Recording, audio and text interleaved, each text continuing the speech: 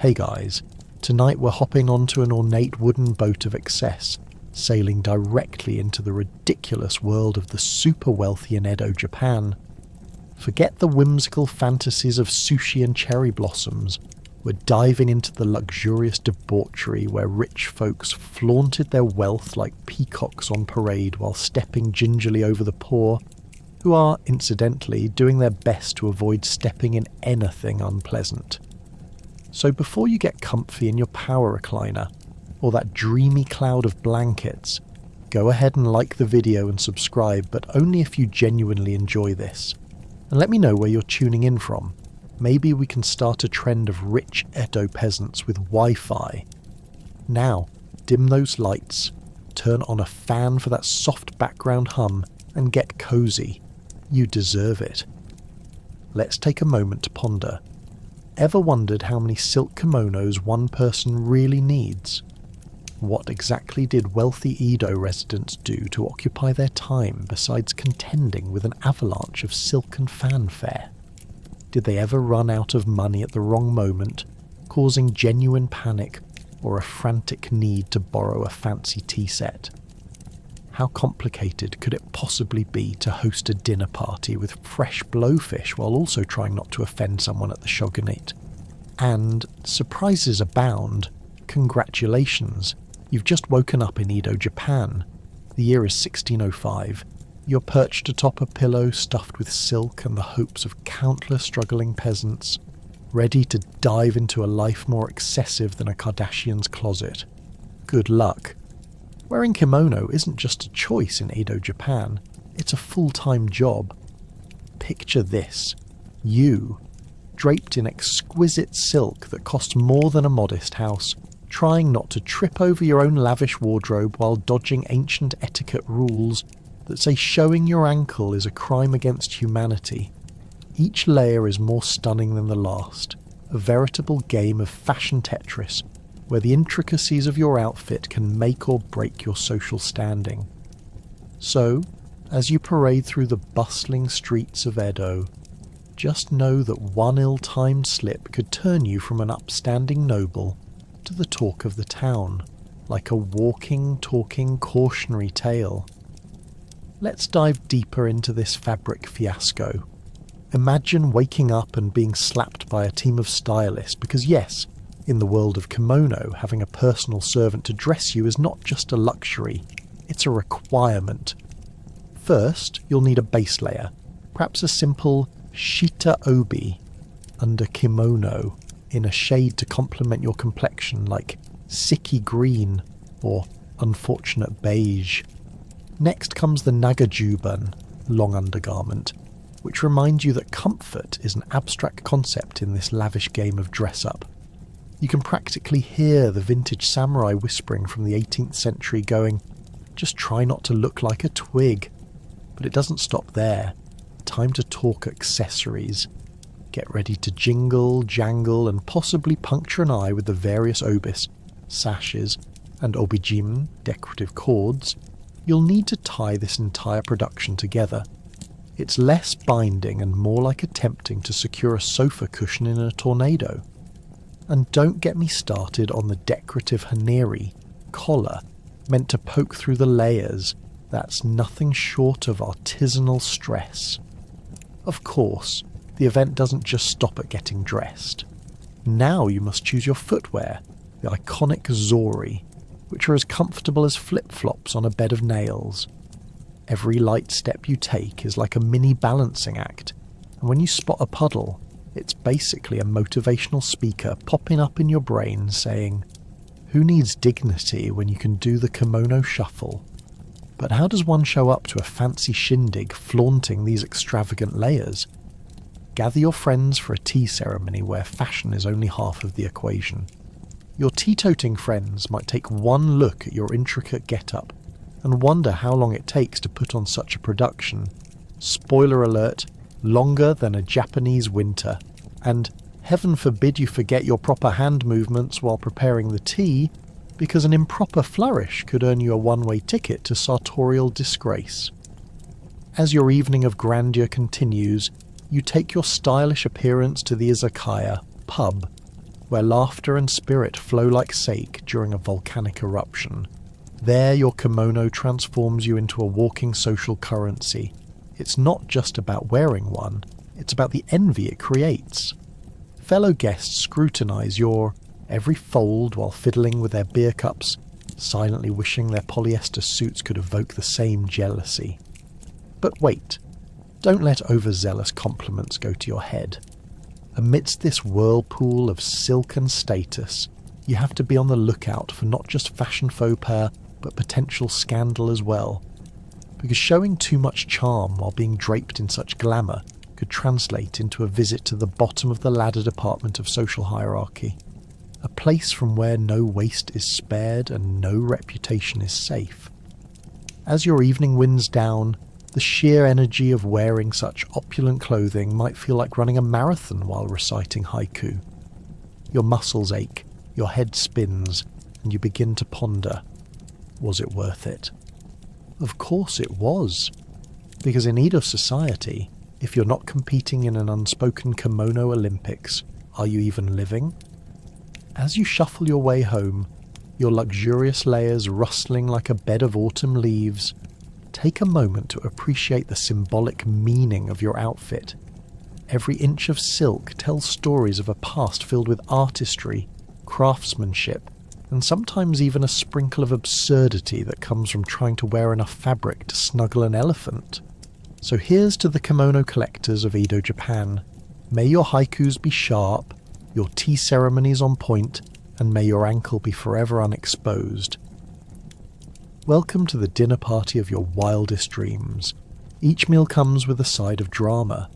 From fresh sashimi fancier than your entire existence, to lively discussions at the table that feel more like Olympic sports than polite conversation, dining with the elite means one wrong bite could mean a one-way ticket to disgrace.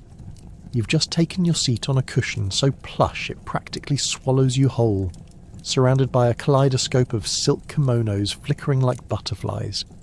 Can't tell the difference between your host and the artwork adorning the walls? Don't worry, you're not alone. The host, in an ostentatious silk robe that may as well come with its own Olympic gold medal, gives a ceremonial bow so deep it looks like he's checking for dust bunnies on the floor. As the first course is served, allow yourself to be amazed, or horrified, by a dish of fugu, also known as blowfish, the culinary equivalent of hugging a cactus. The excitement is palpable, and not just because the fish is potentially fatal if not prepared by someone with the right training. Did you bring your own proper wine tasting note cards? If not, don't fret, you'll need them. As guests happily sip their sake and engage in polite banter, the undercurrent of competition flows like the sake in their cups. "Oh, but our family's chef caught that fugu from the depths of Lake Biwa itself," boasts one guest, as if the very lake itself might come alive and validate their smugness. "Pass the wasabi, please." That lush green paste, known for its flair for setting nostrils ablaze, is less of a condiment and more of a dare in this atmosphere. Prepare to make the most intense eye contact with your dining companions as the spice hot descends upon you like uninvited drama at a family reunion. The cheery atmosphere quickly shifts to concerned murmurs. Perhaps, just perhaps, someone is gearing up for a theatrical collapse from spice overload rather than actual food poisoning. Next comes a parade of seasonal delicacies, arranged so artistically that you might question whether your taste buds will survive such beauty. Glazed duck plumped with a honey drizzle, tender mushrooms sautéed to a golden hue, and greens so beautifully lacquered they're practically asking for their own Instagram account.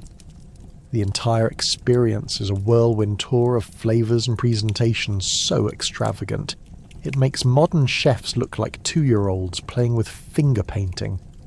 Yet beware, as this visual feast is punctuated with chit-chat that requires your utmost strategic thinking. Between spoonfuls of rich tsukudani, the soy-simmered small fish, keep your game face on. It's not a regular dinner. It's a high-stakes meeting of influence where the slightest gaffe could send ripples through the shogunate's social scene. Did you see how the Lord Arakawa complimented the miso soup? I've heard it's a family secret passed down from his great-grandmother's pet goldfish, whispers a nearby lady, as if she's also down for the gossip podcast of the century. Navigate carefully, or you might find yourself the subject of a future insult poem etched into a lacquered scroll. And the beverages, a complicated affair worthy of their own educational course. Besides the sake, we've got oh-so-fragrant green tea, bitter and floral like a temperamental artist. Sip wisely. Too much, and the impression of sophistication you had with the first sip may evaporate faster than the steam escaping your pristine teacup.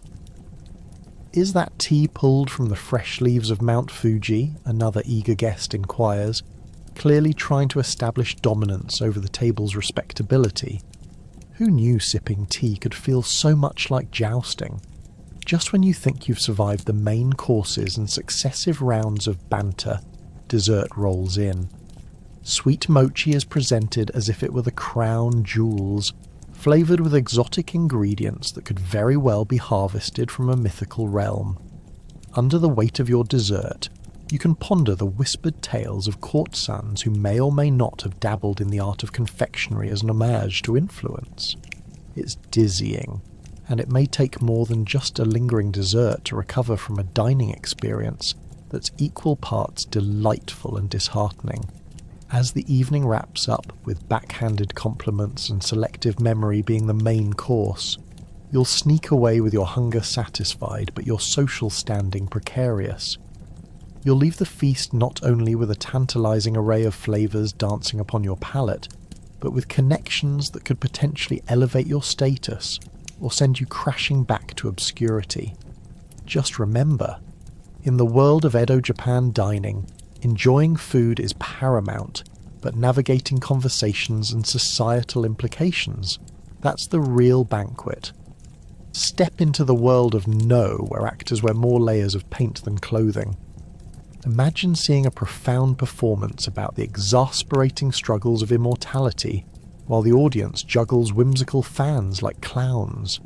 Spoiler alert, you'll leave more confused than entertained. No Theatre, a staple of Edo Japan's rich cultural tapestry, presents a unique blend of poetry, music and dance, much like a Shakespearean soliloquy being performed at a cosmic level. As you settle into your seat, you quickly notice two things: the slow pace that would make a tortoise feel hurried, and the eerie silence that blankets the audience like a thick mist. During a No performance, the actors engage in gestures so subtle you might confuse them for practicing a very slow, synchronized yoga class. And the poetic scripts, they often leave you scratching your head, wondering if you accidentally stumbled into a cryptic Pinterest board instead of a theatrical event. Ever fancied an evening of existential dilemmas served in metaphor wrapped in a luxurious tapestry of lies?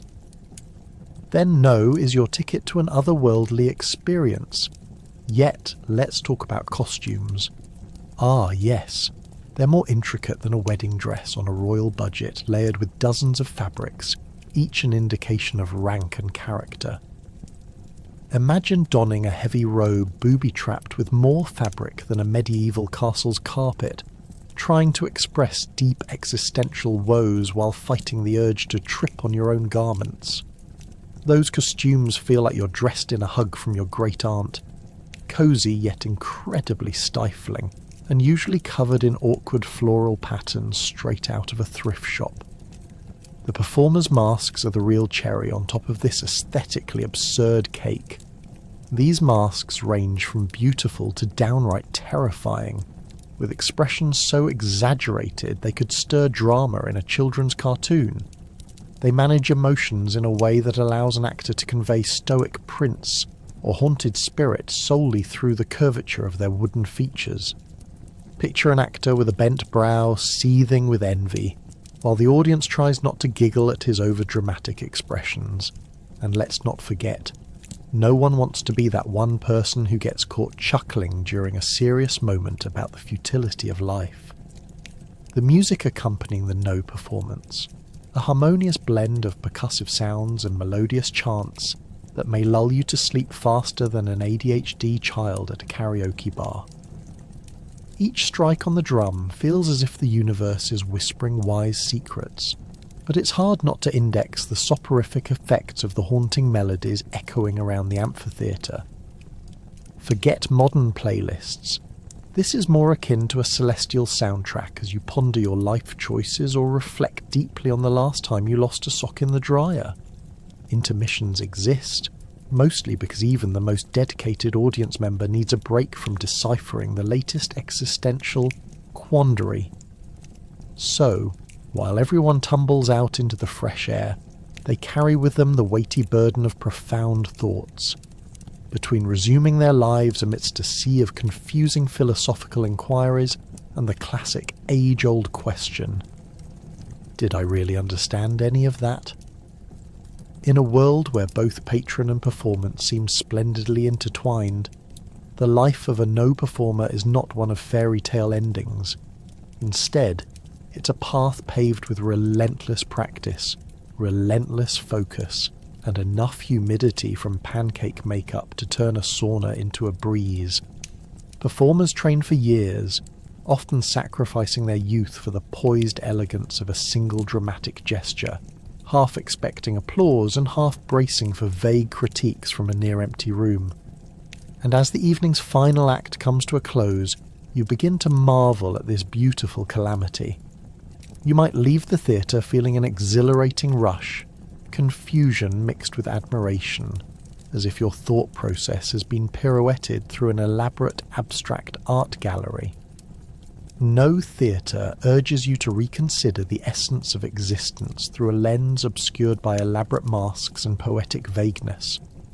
More than just a spectacle, it's an experience, rich with cultural history and draped in flamboyant fabric, shrouded in the laughter of distant patrons and the intense honks of spiritual butterflies flapping their wings throughout the night.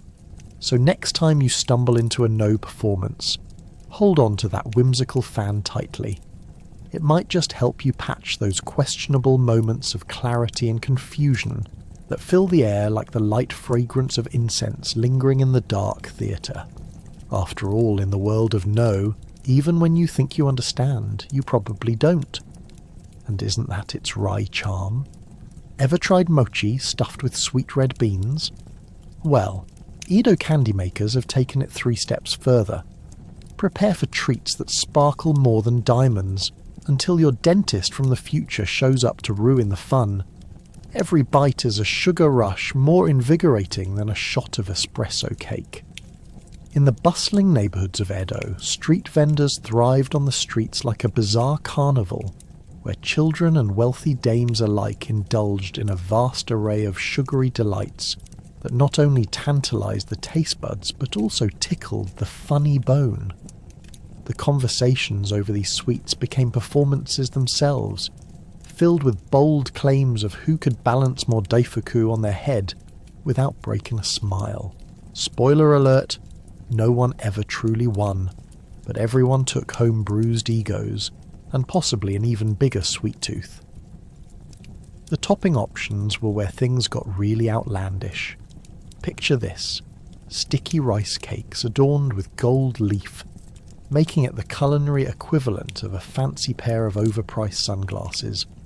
Only in Edo could you see someone popping a gold-dusted treat into their mouth, while casually contemplating whether to buy a 3rd silk kimono or double down on desserts. It's as if they wanted to say, why settle for glittery things in life when you can ingest them? But let's not forget about the famed wagashi, exquisite confections meticulously crafted to resemble seasonal flowers or whimsical animals. Each piece was a work of art, as delicate as a freshly unfurled cherry blossom. Each bite was a confluence of textures, flavours, and unexpected flavours, which resulted in profound philosophical debates among candy connoisseurs over which piece most accurately captured the essence of spring. Does this Sakura mochi truly represent an ephemeral life, they pondered, their bellies shrinking from the excess of confectionaries? Finding balance in the sweet and the philosophical was an art form hidden away between each delicious bite.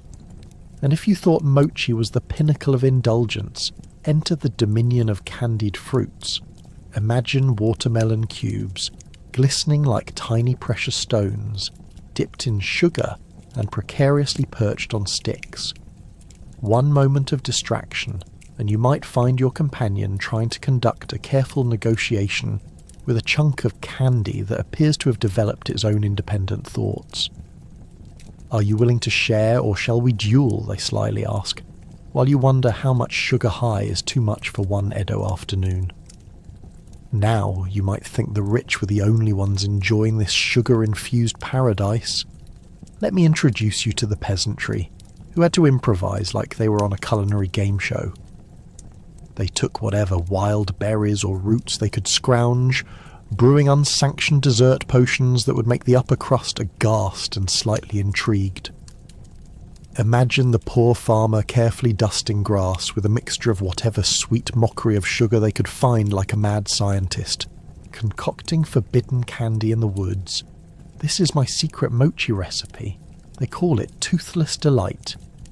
It was either a brilliant act of creativity or a desperate cry for help, but either way, their resilience in the face of missing sugar was inspiring. Let's not ignore the black market sweets, where hungry youngsters traded goods like candy investors scouting for the next big thing. The stakes were high. One kid might pledge his entire collection of toy samurai figures in exchange for one perfect sugar confection, leading to whispered rumours around town.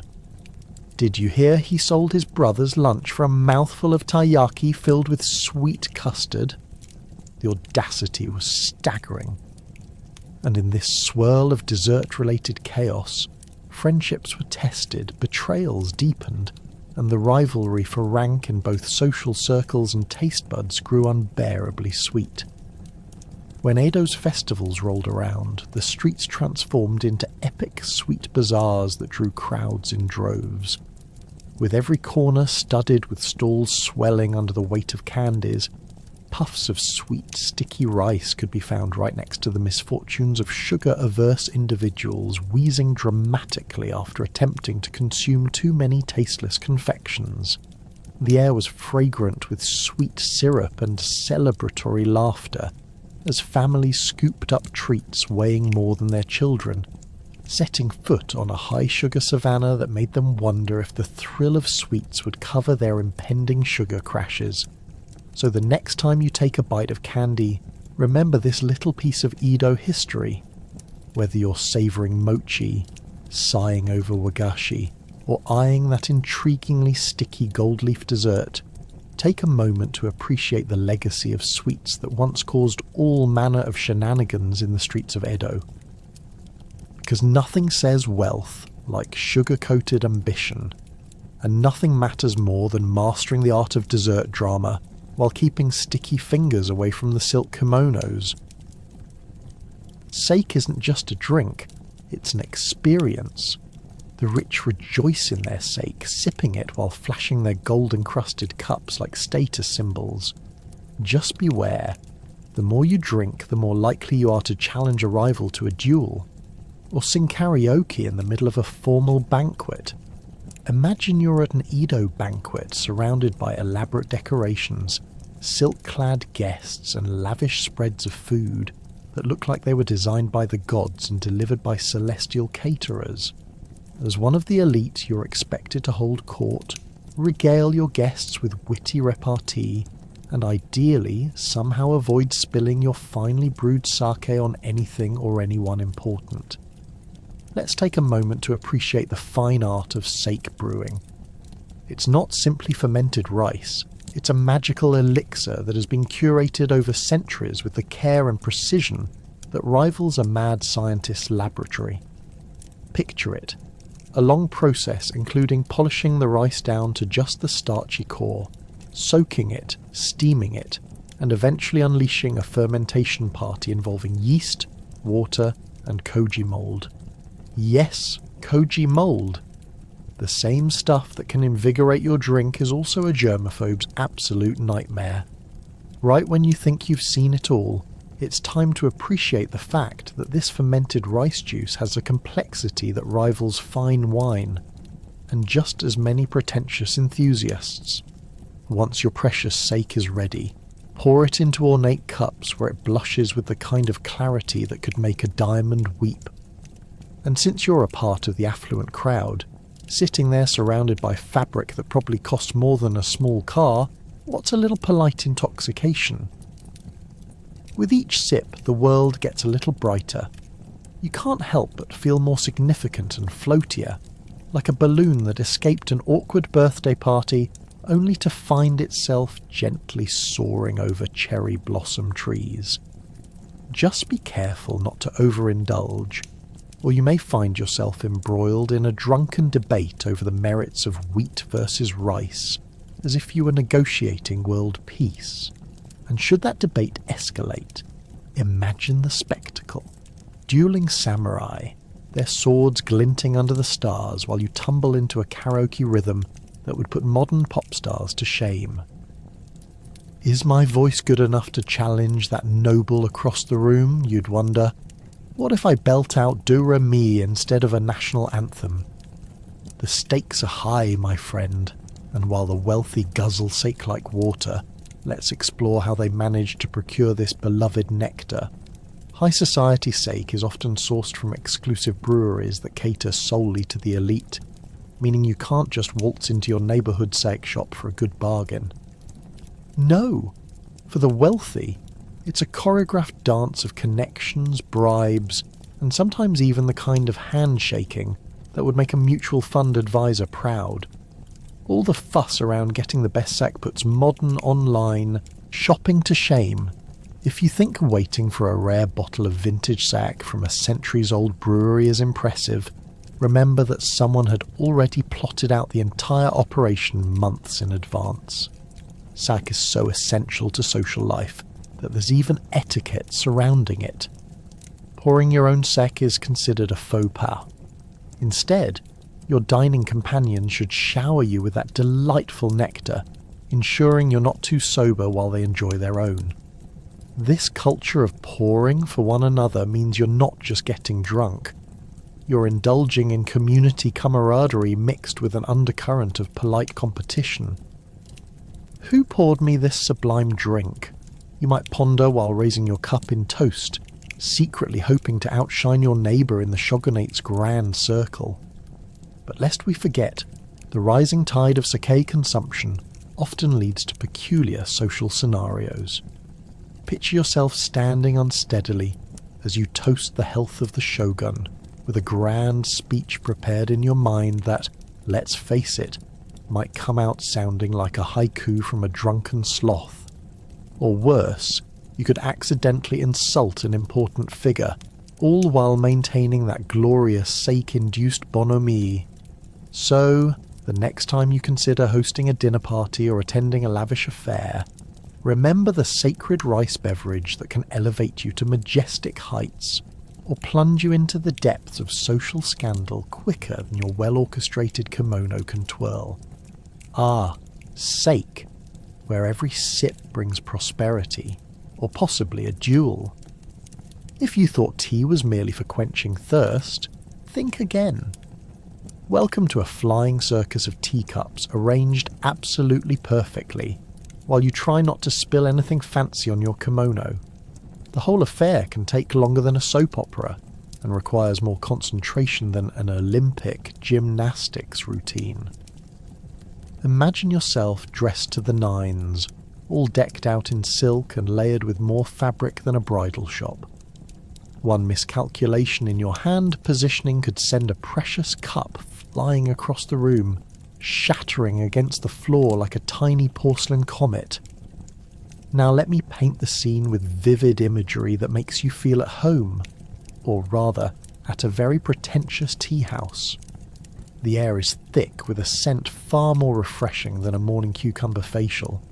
It's a sensory overload of floral and earthy notes as you enter the tatami-matted room. Good luck getting comfortable on the floor with your legs folded awkwardly beneath your impossibly delicate frame. Meanwhile, the tea master glides around the room with the grace of a well-rehearsed ballet dancer, his movements infused with centuries of tradition and precision. You wonder whether he's secretly part magician. How does one get that much finesse around kettle water? As the master prepares your green tea, matcha to be exact, he seems to embody patience itself. There is a flow to it, like a riddle wrapped in an enigma, served hot in an ornate bowl that costs more than your monthly rent. Each ounce of matcha feels less like a beverage and more like an ancient gift, bestowed upon you from a long line of tea aristocrats. Do you dare take a sip? You can practically hear the collective gasps of your peers as your head pivots toward the bowl, teetering on the edge of anticipation and fright. But here's the catch. There's an entire etiquette book dedicated to tea drinking, and you're about to break every rule. Did you remember to bow to the teapot? Did you express gratitude to the tea master for this tiny cup of joy? There's an art to it all, and if you're not careful, you might accidentally insult his grandmother, who by the way was a tea legend in her own right. You sip cautiously, hoping to avoid a scandal that could lead to your social demise. So how does sipping tea intertwine with social stratification? In Edo Japan, tea ceremonies were less about swirling swirls and more about the subtle game of hierarchy. The socio-political landscape of Japan breathed through each matcha drop, all while you try to stay upright and not spill your cup into your beautifully lacquered, eco-friendly tatami mat, which has the audacity to absorb sound and stink if you even think about splashing. Your social status can absolutely hinge on how gracefully you navigate this compact ecosystem of culture and custom. Now let's explore the mouthful that is omotenashi, which essentially translates to selfless hospitality. Overwhelmed yet? Good, because you're dining with the elite, who have turned serve and volley into an art form. Getting invited to a tea ceremony is akin to winning an Oscar, and somehow you're trying not to trip down the mysterious rabbit hole of expectations. Ever heard of a fukusa? No, it's not a new Japanese dish. It's that pretty little cloth the tea master uses to present utensils as if they are rare artifacts from an Indiana Jones movie. All while you sit, blinking in awe and trying to remember the last time you even wiped your shoes, let alone attended a formal event worthy of such exquisite display. I mean, when was the last time anyone made a fuss over a styrofoam cup of coffee? As a guest, your role is to navigate a social web that's more intricate than any flower arrangement you've ever seen. One faux pas, a missed bow, a wrong sip, could evoke wrath from the crowd. Yet, somehow, you're supposed to drink tea and share meaningful conversation, while being one awkward nod away from accidentally offending the host with no actual intention of doing so. Life in the elite circles can transform a simple cup of green tea into a labyrinth of self-doubt and anxiety, all packed within the confines of your silk sleeves. But hey, at least the tea tastes fantastic.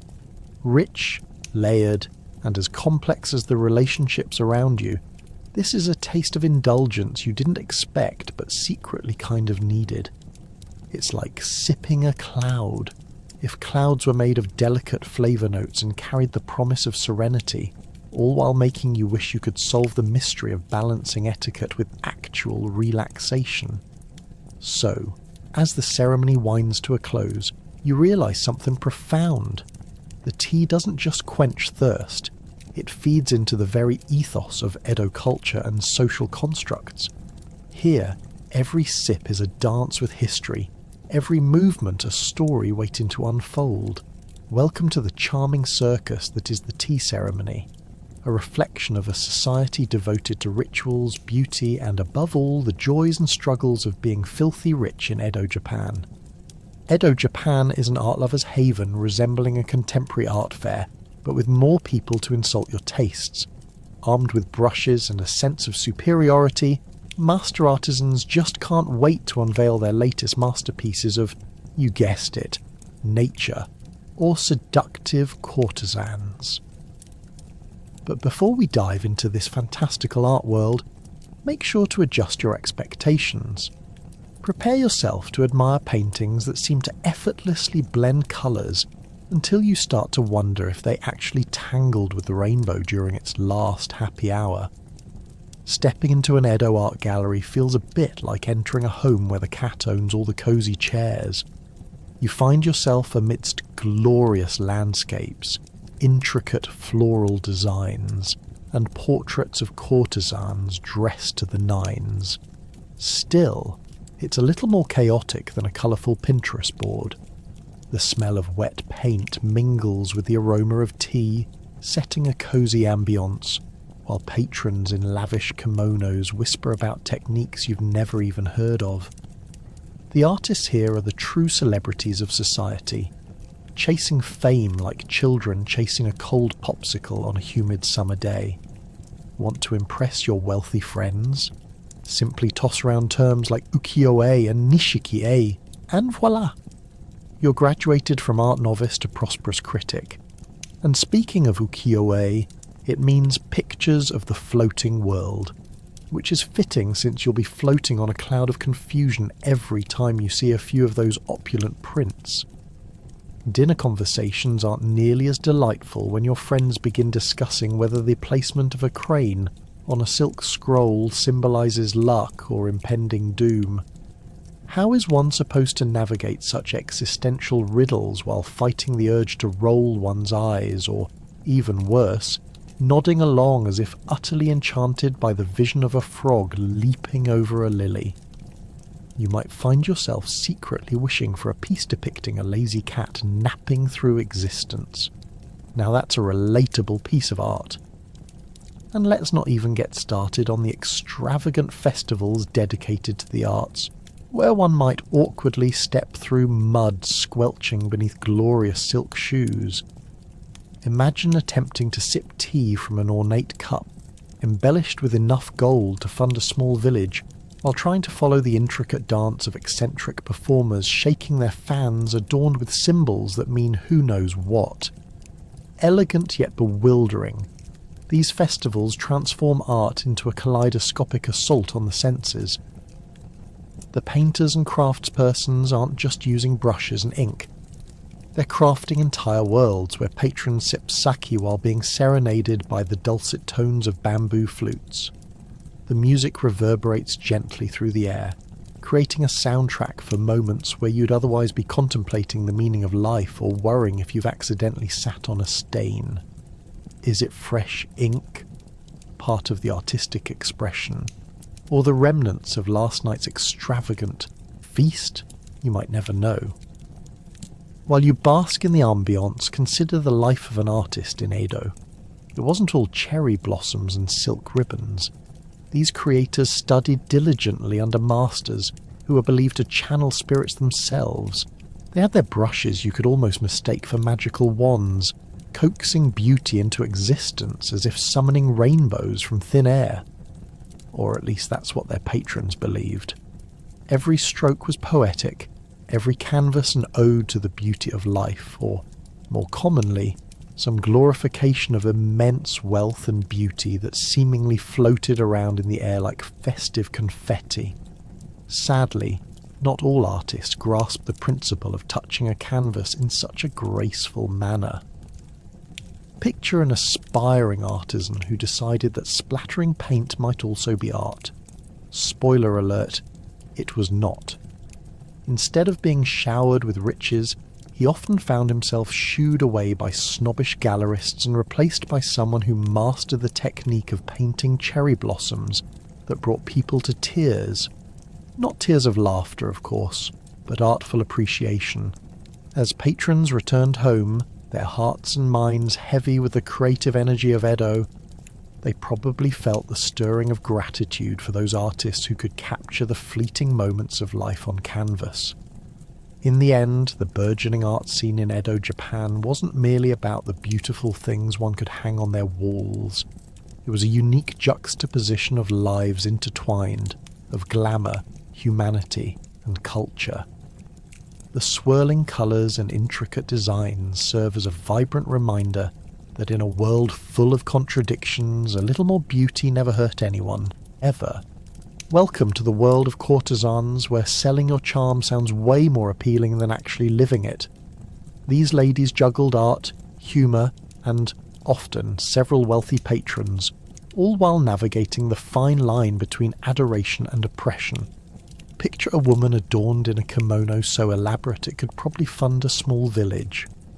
Layers upon layers of silk and brocade cascade down, each fabric more expensive than the last, intricately woven with vibrant colours and delicate patterns reminiscent of the summer sky. But underneath the fabric lies the truth. For every ornate accessory, there's a struggle that comes with it, one that even the most breathtaking cherry blossom would weep for. Once a courtesan captures the eye of a wealthy client, her life transforms into a glamorous and often grueling balance of charm and compliance. Imagine a dinner party where you're required to be both the highlight of the evening and the entertainment vice versa. After all, the show must go on, even if you're twirling a fan while internally debating the existential crisis of selling your soul for silk slippers. As courtesans perform in the drawing rooms of the affluent, their days become a seamless blend of poetry, dance, and the intimate art of flirtation, a true performance that demands not only talent, but also a certain veneer of accessibility. The courtesan's life is marked by a routine that oscillates between bright laughter and inevitable heartbreak. They're expected to engage in witty banter while also managing their patrons' egos. Think of it as every awkward family dinner combined with a romantic comedy.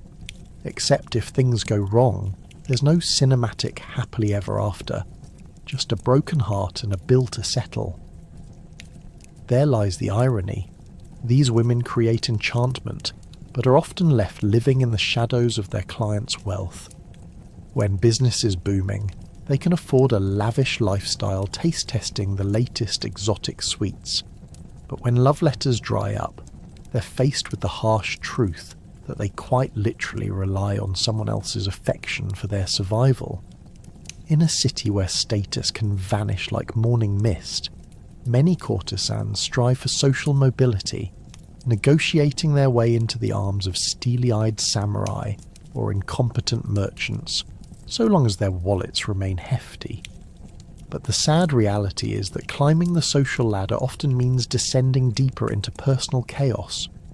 One minute you're reclining on embroidered cushions, nestled in the opulence that seems as eternal as an Edo sunset. The next you're having to discreetly wipe away your tears for yet another patron who's found a new young blossom to admire. Their relationships can often feel akin to navigating a minefield. One wrong step and it might all blow up in flames in front of a room full of giggling onlookers. While they captivate their audiences with enchanting tales of romantic conquests, they risk being cast out from the very world they've carefully cultivated. For courtesans, making a lasting connection is a double-edged sword. They crave both love and tangible affection, but must tread carefully. After all, no one wants to be the lady who lost her charm in a city where envy flows as freely as sake. And what of their support? Courtesans often found themselves surrounded by older sisters, or fellow courtesans who formed an underground sisterhood of sorts. Think of it like having a few backup singers in your personal chart-topping ballad. They could rely on one another for advice on navigating the treacherous waters of their world.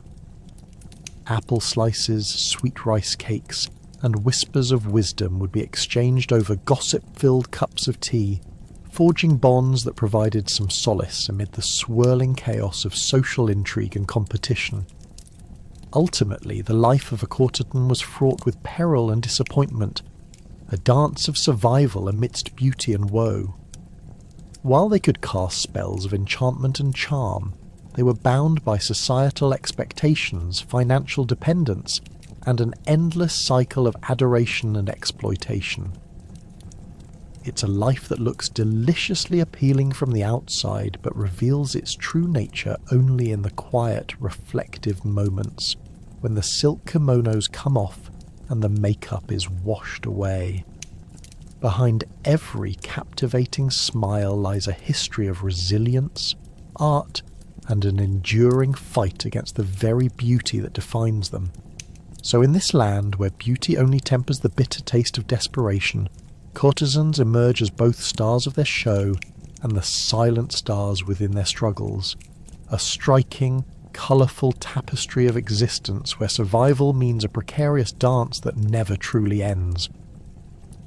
Step into a day in the life of a samurai where honour comes at a price, and that price is usually a daily workout with a sharp sword.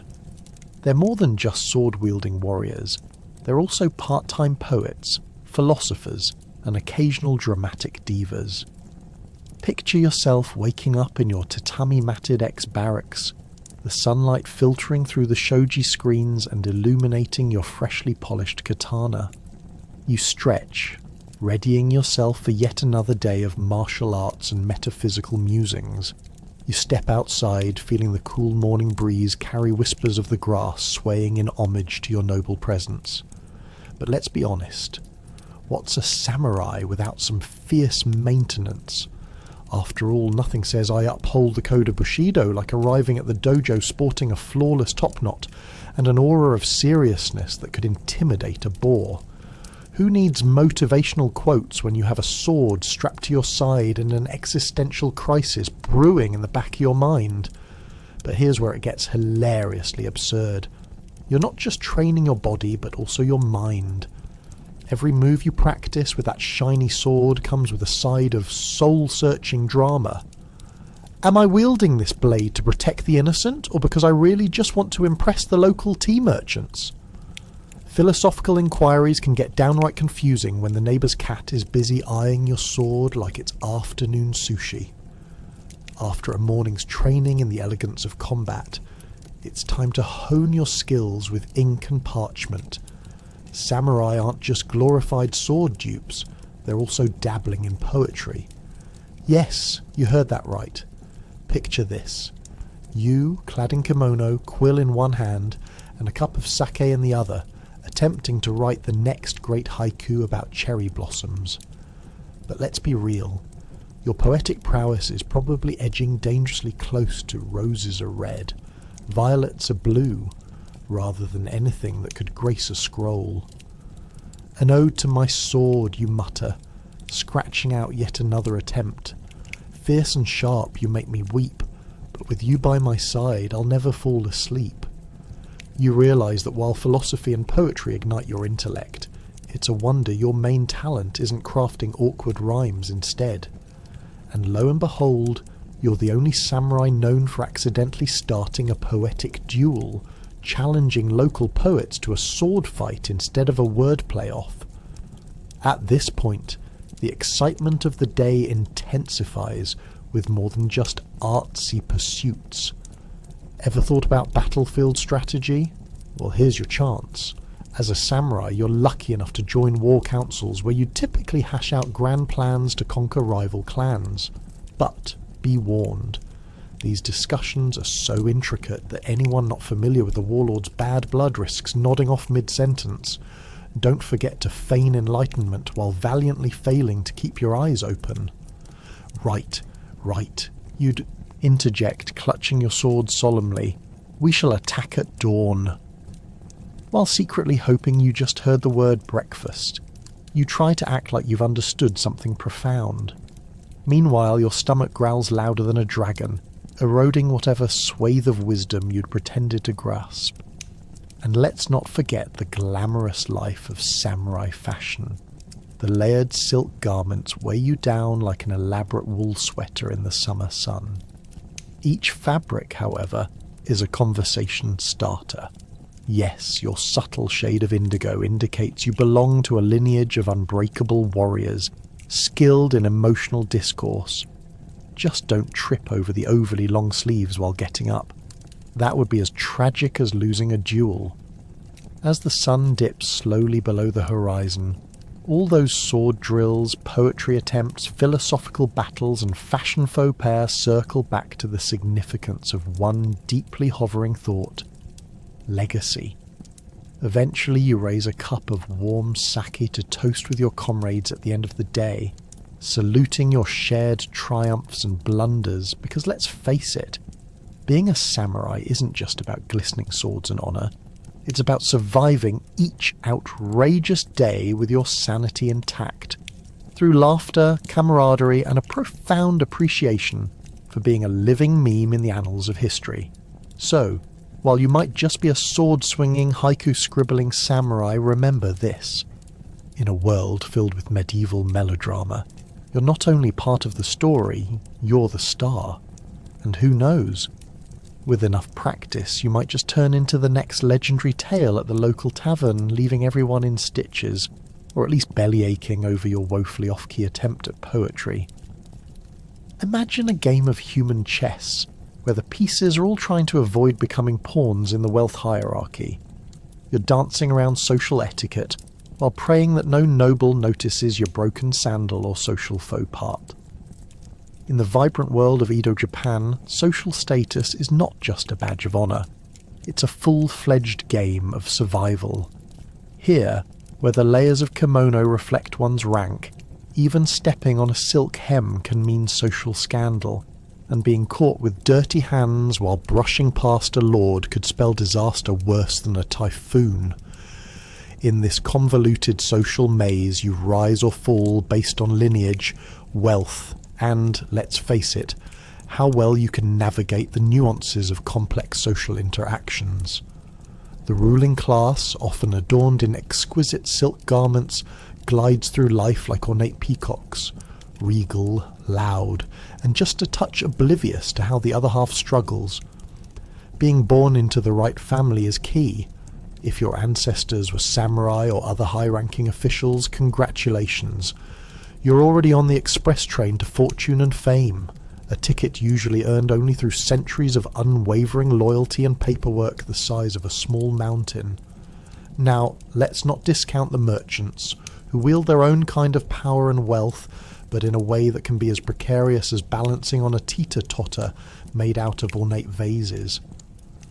These savvy traders might not have the royal blood coursing through their veins, but they have gold and connections that could make a shogun green with envy.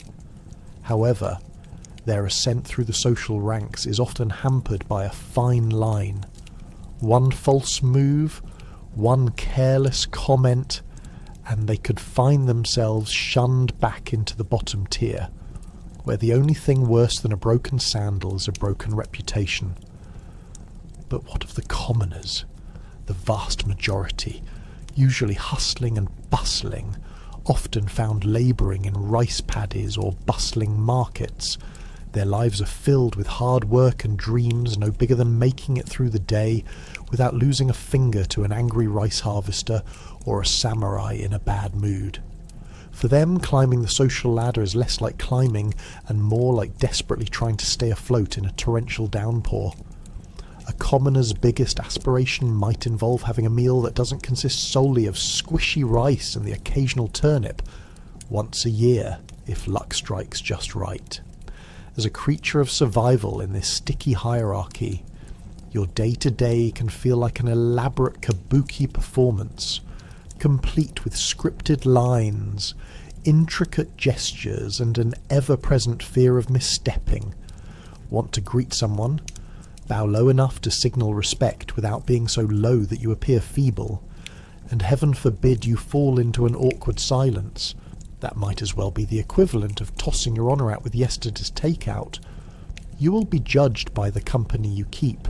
A well-placed dinner with a powerful merchant could elevate you, while a misfortune like sharing sake with the local ruffians might get you ostracised quicker than you can say social faux pas. To maintain a good standing, you must perfect your ability to nod sagely at any philosophical discussion, while simultaneously wondering why everyone is so obsessed with flowers and poetry. But beyond the duality of politeness and scheming, let's not forget the festivals. These grand events are a fantastic playground for the elite to flaunt not just their wealth, but their influence, much like peacocks displaying their feathers and fighting to win over admirers. Full of colour, dance, and intricate displays of social standing, the festivals serve as both a joyful celebration and a ruthlessly competitive arena. Here, you can recalibrate your social standing with just a few winning performances, hearty drinks, and perhaps a well-timed compliment. Or conversely, watch your status plummet like a dropped fan at the wrong moment. Through all of this, you may find that your true strength lies in the art of observation. Learning to read the atmosphere quickly becomes your greatest survival tool, dictating who deserves respect and who's merely wandering around in borrowed silk, praying nobody notices those ragged shoes. The constant balancing act teeters between gaining social capital and dodging the jagged edges of ennui. Through laughter and whispers, grace and falsehood, the sticky web of social hierarchy in Edo Japan wraps around the lives of the rich and powerful in exquisite patterns. It's dizzying, it's daunting, and it's wonderfully absurd.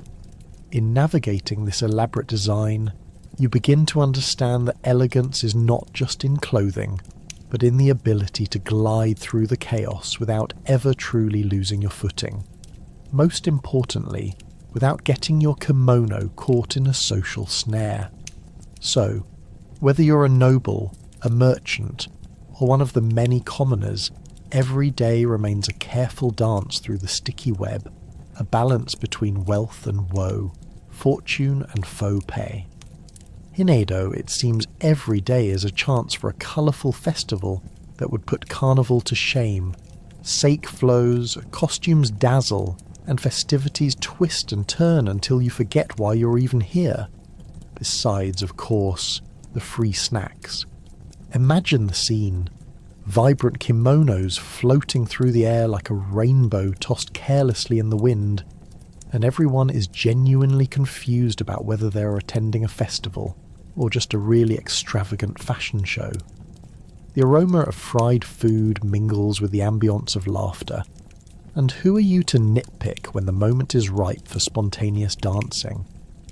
At a moment's notice, you could find yourself thrust into the chaos of the Shunki Shinto Sai, a spring festival that celebrates the agricultural cycle.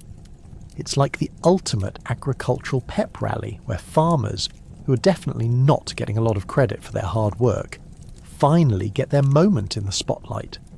Picture yourself festooned in garlands of flowers and boasting a headpiece that women, 2 streets over, are going to talk about for years.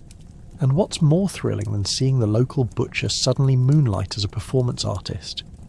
Trust me, you never knew cutting up a boar could be considered interpretive dance. But hold on to your sake cups. The fun doesn't stop there. Each festival introduces its own absurdly significant mascots, often resembling mythical creatures that would make even the bravest samurai question their life choices. Are there giant turtles dancing back and forth? You bet. What about a bafflingly large fish held high above the crowd, representing just how much fish can be consumed in a week? Absolutely. And let's not forget about Maneki Neko, the lucky cat brought out to bless the festivities. You could argue that the cat doesn't know what's up, but the reality is, it oversaw more of your drinking habits than you would like to admit. If you thought parading around town was all fun and games, think again.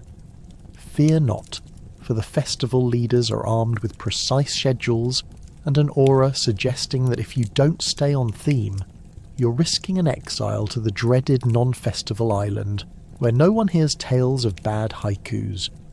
This is where the real social currency lies, the banter over who can come up with the silliest performances. Unofficial awards are handed out by your friends, who might have also had a little too much of the good stuff, and from this glorious bedlam, you're either crowned king of the snack trove, or marked as festival's greatest threat to sake production. And what if you're not a fan of crowds? Well, that's too bad, because nobody cares. Social fads dictate that you must participate or risk being shunned by the locals, Worse than not knowing where to find the best yakitori in town, skip a festival. You might find yourself in the company of concerns such as, "What do you mean you've never danced with a crab during the crab festival?" You will hear this and more whispered behind your back as you try to stroll by unnoticed. But let's consider the underbelly of all this raucous celebration, the rampant fortune-telling booths. You can wander into a dimly lit tent filled with eccentric individuals who seem more interested in your future than you are, spouting prophecies that usually entail you fighting off the curses of your over-enthusiastic neighbours, or, worse, alphabetically arranging their rice collection. You can't tell what's more cluttered, the tents filled with charms promising good fortune, or your own mind wondering if you accidentally bought a cursed bento box earlier and need to return it. And don't you dare underestimate the spectacle of food. Vendors line the streets with offerings ranging from sweet mochi to skewered delicacies that leave your taste buds dancing between ecstasy and confusion. While your body is competing with your brain on whether to enjoy these guilty pleasures or fear for your waistline, your heart just knows that eating too much at these festivals is a rite of passage. Will you make it to the tastiest dessert in town? Will your stomach survive the experience? Who knows? So in the whirlwind of Edo's festivals, just remember, your sense of dignity is a mere accessory here. Immerse yourself in the madness, and don't forget to grab some food, drink, and maybe a little bit of mischief while you're at it. After all, you're not just there to celebrate. You're there to live the absurd delight that is life in Edo, Japan, where every day is a festival waiting to happen, and every moment is a chance to redefine ridiculousness. Take a dive into the world of kabuki, where the dramatic flair seems to have outdone Shakespeare. It's a blend of acting, dance, and mind-bending stories, complete with more makeup than your grandmother's vanity. If they were poets in disguise, no one would know it until the encore. Imagine stepping into an intricately designed theatre, where each performance is more dazzling than a peacock strutting through a bed of roses. The curtains part, revealing a kaleidoscope of colour and sound, igniting your senses with the scent of incense wafting through the air. The actors' faces, painted in shades brighter than a sunset, scream with emotion, catching your eye with accents of exaggerated features. These luminous performers embody characters that range from noble warriors to tragic heroines, often in the same breath. But be warned, proper understanding of the plot might require a small scroll and a dedicated hour of concentration, for the storylines twist and turn faster than sushi on a conveyor belt. The elegance of their movements tells a 1,000-year-old tale, each step choreographed to the beat of a shamisen, which sounds suspiciously like a cat trying to play jazz. Have you ever thought of tossing some popcorn at the performers for a misstep? In kabuki, that's a real no-no, as these performances are as serious as your friend's diet when he's trying to impress someone on a first date. Now visualise the elaborate costumes, layers upon layers of silk, each one teeming with symbolism. Hats so grand that they could double as umbrellas in a monsoon decorate the actors' heads, while intricate patterns tell stories of their own. Functionally speaking, don't expect elements of practicality to interfere with flair. These get-ups seem to have been designed with the utmost attention to the wow factor, even if the wearer could barely walk 10 feet without an entourage of seamstresses. As you sink deeper into the world of kabuki, you might find yourself elbow-deep in plots that draw on history, romance, and a generous splash of scandal. Love triangles? Check. Political intrigue? Absolutely. Ghosts seeking revenge? You bet your freshly pedicured toes. Audiences are transported from one emotional extreme to another, tormented by dramatic deaths one moment and rolling in fits of laughter the next. Frequent audience participation adds a whole new dimension of excitement. Be prepared to shout "Susume" during pivotal moments, lest you want to be the one person in a room of overexcited fans not stirring the pot. And what about the intermissions? Oh, my dear listener, they are nothing short of a spectacle. Picture a bustling marketplace with food vendors hawking steaming bowls of soba and freshly fried tempura. The crowd creates a symphony of smells that waft through the air, mingling with the sound of delighted laughter. Just make sure not to get too comfortable with that crunchy snack. The second act is about to begin, and no one wants to accidentally toss a prawn in the direction of a nobleman during a heart-wrenching monologue. Let's not forget about the legendary kabuki actors themselves, who can sometimes be more famous than politicians. Actors often flaunt fan clubs that rival modern-day pop stars, and rumour has it some people have flung their kimonos onto the stage as tokens of affection. While it's hard to imagine a celebrity today getting fan mail scattered with glitter and sushi rolls, in this mesmerising world such fervour is par for the course. Yet, amid the glitz and glamour, there are rules that govern this theatrical utopia. Do not, under any circumstances, think about breaking character to grab a snack mid-performance. The social faux pas of yawning at the wrong time? Sacrilege. And remember, each actor carries the weight of their tradition, as they are often part of illustrious families with long legacies. Messing up during a show could mean eternal disgrace, not only for yourself, but for your entire lineage. So as you drift away from the allure of kabuki's flashing lights and emotional whirlwinds, remember this. In Edo Japan, where excess was the rule and not the exception, this art form was more than entertainment. It was a lens into the lives of the wealthy, a reflection of society's aspirations, and sometimes a joyous escape from the drudgery of everyday life. And while you may find yourself feeling utterly affixed to your chair after that exciting performance, one thing's for sure, you probably wouldn't trade the experience for anything, not even an all-you-can-eat sushi buffet. Step into a mansion decorated with more ornaments than scents. Every bedroom is the size of a small village, with gardens that make rainforest cafes look like dungeons. And the maintenance costs? Let's just say it's a good thing they're not counting their money. Welcome to the lavish world of Edo Japan, where the wealthy fill their homes with enough extravagance to make a peacock envious. You walk through the massive gates, each adorned with intricately carved dragon motifs, as though the very entrance is judging whether you're worthy of stepping into this ostentatious paradise. Once inside, your senses are assaulted by the scent of ancient cedarwood, mingling with the delicate aroma of incense. The floors are covered in tatami mats so pristine, you wonder how they manage to keep them clean amidst the extravagant chaos. Each room seems to have its own socio-economic statement. After all, the art of living well is in the details. One room features a delicate gold leaf screen illustrating the Harai Island, the mythical paradise of immortality, while another room showcases a collection of tiny ceramic animals, arranged so perfectly that they might as well be auditioning for a role in a kawaii cute movie. And let's not forget about the bathrooms, or as they call them, sento. Picture this. A bath made with water so warm and soothing it could bring the most stressed out samurai to tears. Surrounded by a vista of meticulously pruned bonsai trees that seem to nod in approval, you look around at your surroundings.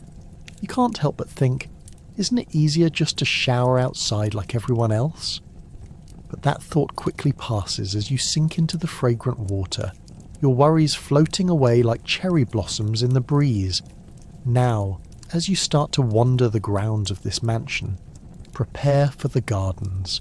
A sprawling masterpiece that makes the gardens of Versailles look like a backyard patch. Every flower is blooming in situational harmony, carefully plotted to provide just the right amount of aesthetic pleasure. Vibrant azaleas here, delicate chrysanthemums there, all under the watchful gaze of stone lanterns that frankly are judging you for being outdoorsy. And there, nestled between the koi pond and the artificially crafted hill, a tea house stands. This isn't any ordinary tea house. This is a sanctuary for the rich sipping their way through philosophical musings over a steaming cup of matcha. Chatty guests compare their silk kimonos like it's the latest season of a reality show. As you stroll deeper into this garden of Get Me Another Servant, you might find yourself chuckling at the overdone waterfalls, which eerily mimic the sound of a small river running beneath the weight of expensive stones that have been quarried from some far-off mountain. It's as if they were hand-carried over miles just for the purpose of giving guests something to gawk at while pretending to sip their sake with nonchalance. You can almost hear the undercurrent of guests whispering how each rock is a symbol of wealth. So much wealth that a mere boulder can make or break a reputation. Speaking of reputation, you realise that owning a mansion of such grandiosity isn't merely about enjoying the space. It's a full-time job of maintaining socially acceptable aesthetics. Why else would every noble have their own staff clambering over one another to polish the woodwork more often than they'd like?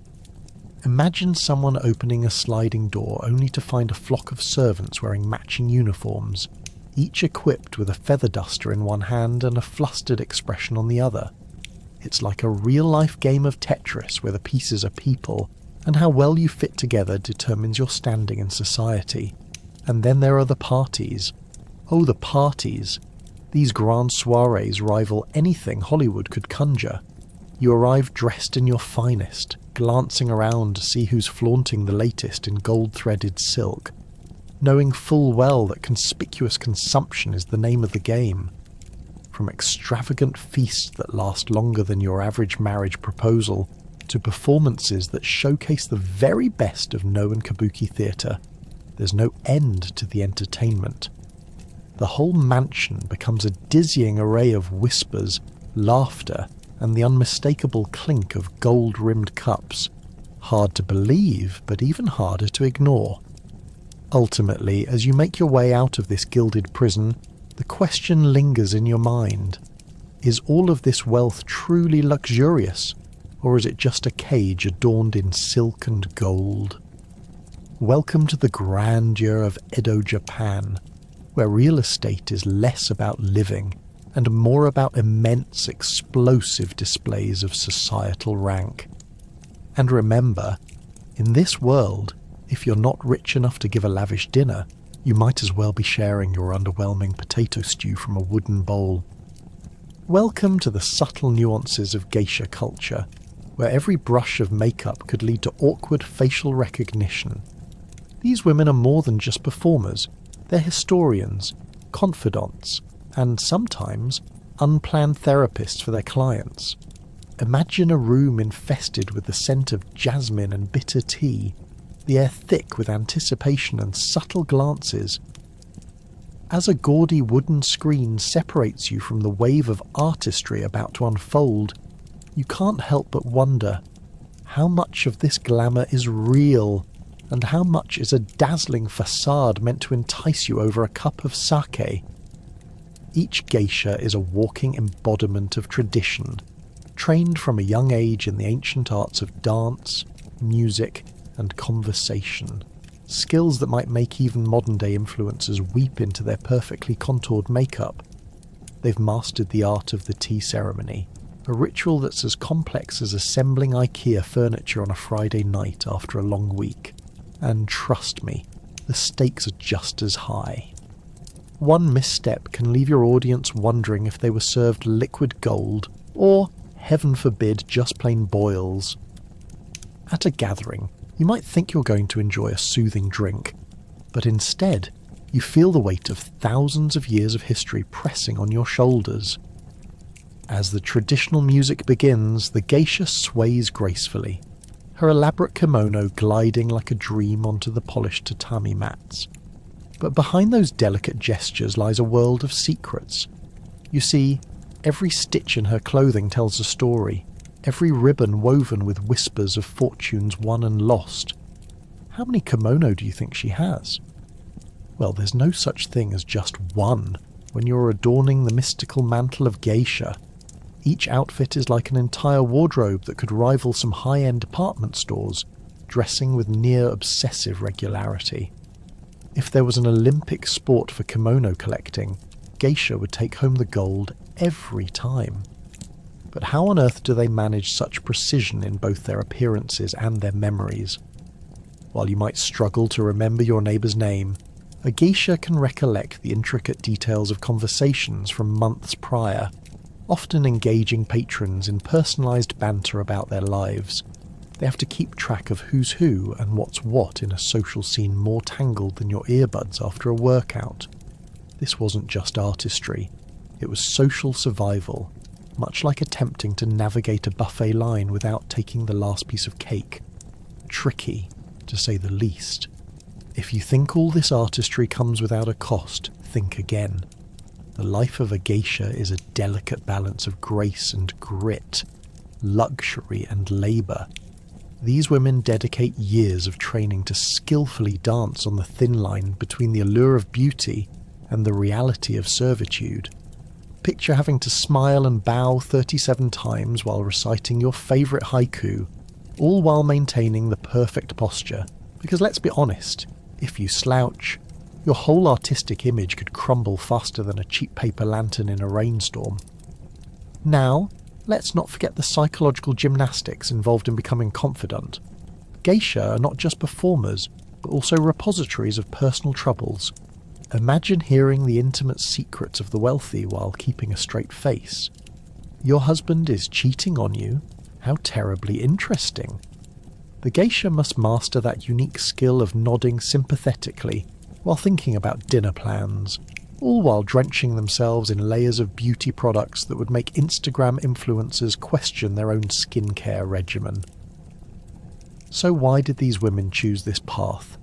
Was it the promise of wealth, or perhaps the allure of art?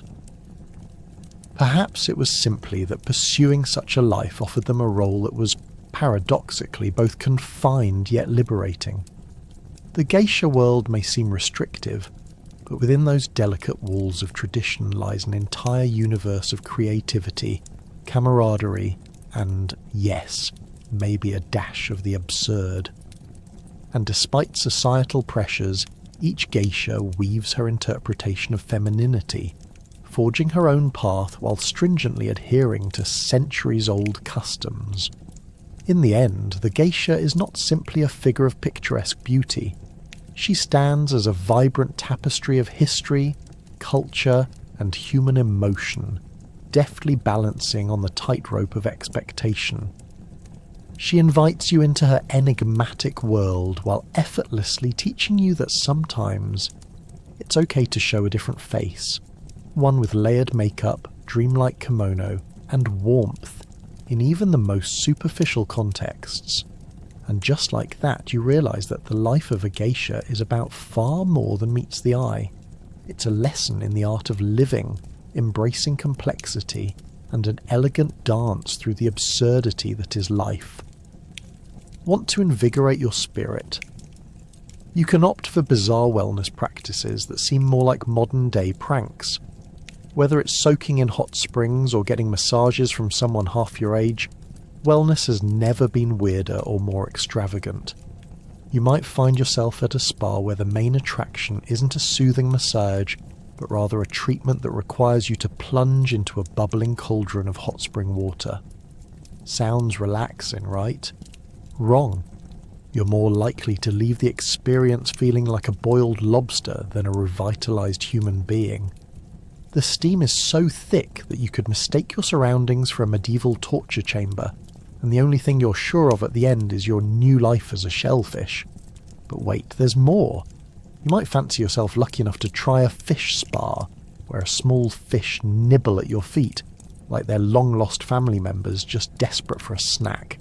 It's like an aquatic pedicure gone wrong. Imagine squirming while fish the size of your thumb perform a delicate dance around your toes, tickling one moment, potentially terrifying the next. Have you ever sat in a bathtub with your feet in water, only to have tiny creatures munch on your skin like you're an all-you-can-eat buffet? The experience can leave you questioning everything about your life choices, and possibly regretting that seconds ago you weren't more adamant about your stance on hygiene. After surviving that fish frenzy, let's not forget the general wellness belief that hot springs were the holy grail of bodily rejuvenation.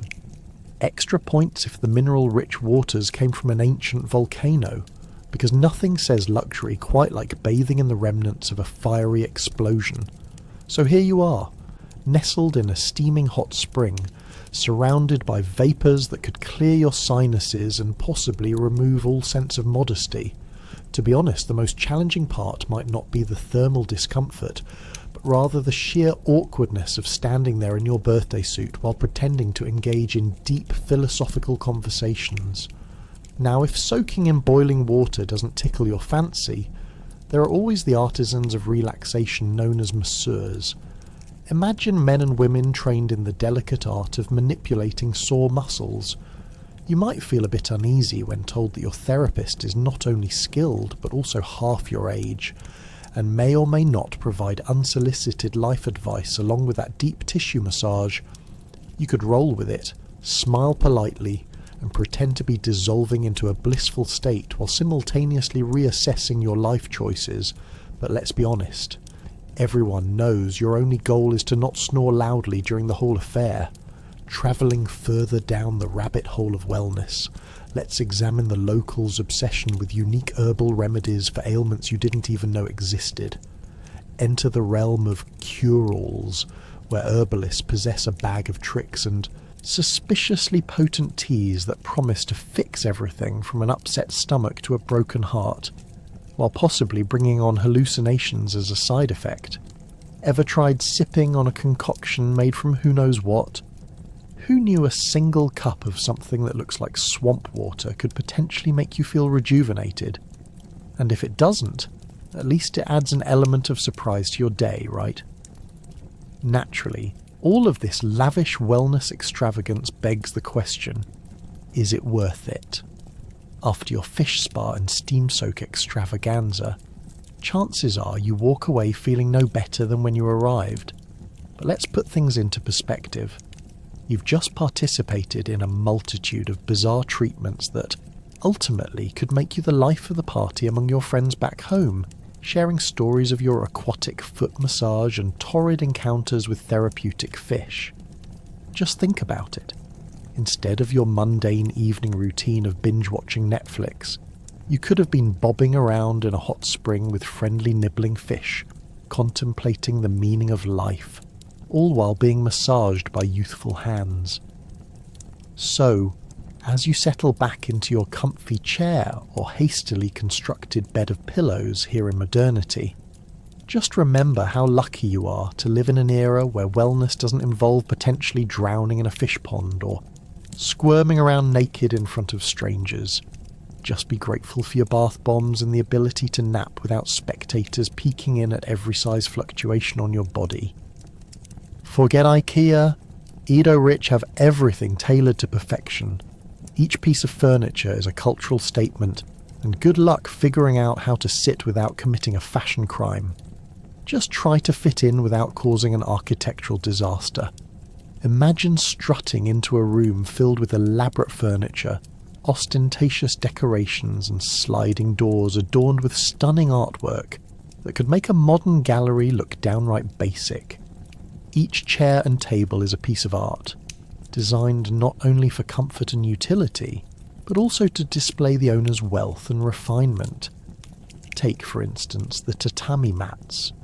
These are thick straw mats that form not just flooring, but a cosy social space, where the elite lounge around, sipping sake, and engaged in philosophical debates.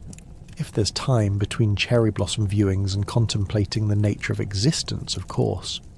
To sit on these luxurious mats, you'd have to master the art of kneeling gracefully, which, let me tell you, is way harder than it looks. With ample courage, you sink to your knees, praying your joints don't betray you while all eyes are on your elegantly embroidered kimono that somehow weighs 10 pounds more than your last 3 meals. And let's not gloss over the staggering attention to detail when it comes to the furniture. No two chairs look the same. Some are adorned with lush fabrics woven into patterns that tell stories of ancient lore, while others are simple wooden pieces one could argue are rustic chic. These creations, hand-carved by the finest artisans, often feature intricate designs of cranes and cherry blossoms, symbols of longevity and beauty, of course. You can practically hear every shogun's ancestor scoffing if your chair lacks the proper insignia. Living rooms are usually decked out with low tables meant for dining, playing Go, or maybe hosting tea ceremonies that could pour the most aromatic of brews that you've ever sniffed. The placement of each table is a delicate dance. One misstep, and you might accidentally offend the family deity while trying to reach across for that last piece of sushi. During these gatherings, you often find yourself pleasantly trapped in conversation about which nation was more absurd, the one marked by bitter rivalries, or the noble house that tends not to wash their silks often enough.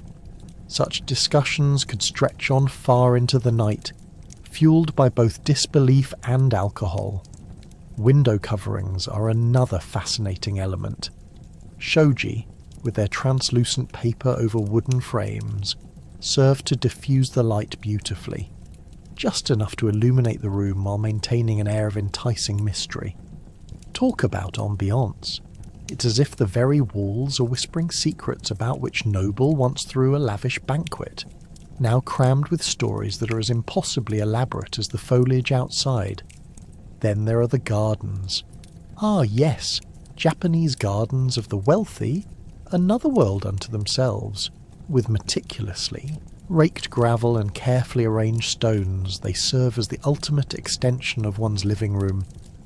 You might sit outside amidst koi ponds that swirl in intricate patterns, while questioning the life choices that led you to this elegantly curated paradise. Your guests would agree that a garden party featuring floral arrangements would not only elevate the ambience, but also create exciting social networks. But the pressure to impress doesn't free one from the very real consequence of inadequate design choices. The risk of eliciting the disdained gasp from a visiting samurai is, for some, scarier than any duel. Imagine being called out by an aristocrat because your lacquered table doesn't have the proper sheen, or someone taking note of your lack of sliding screen doors that shudder dramatically with a mere breeze.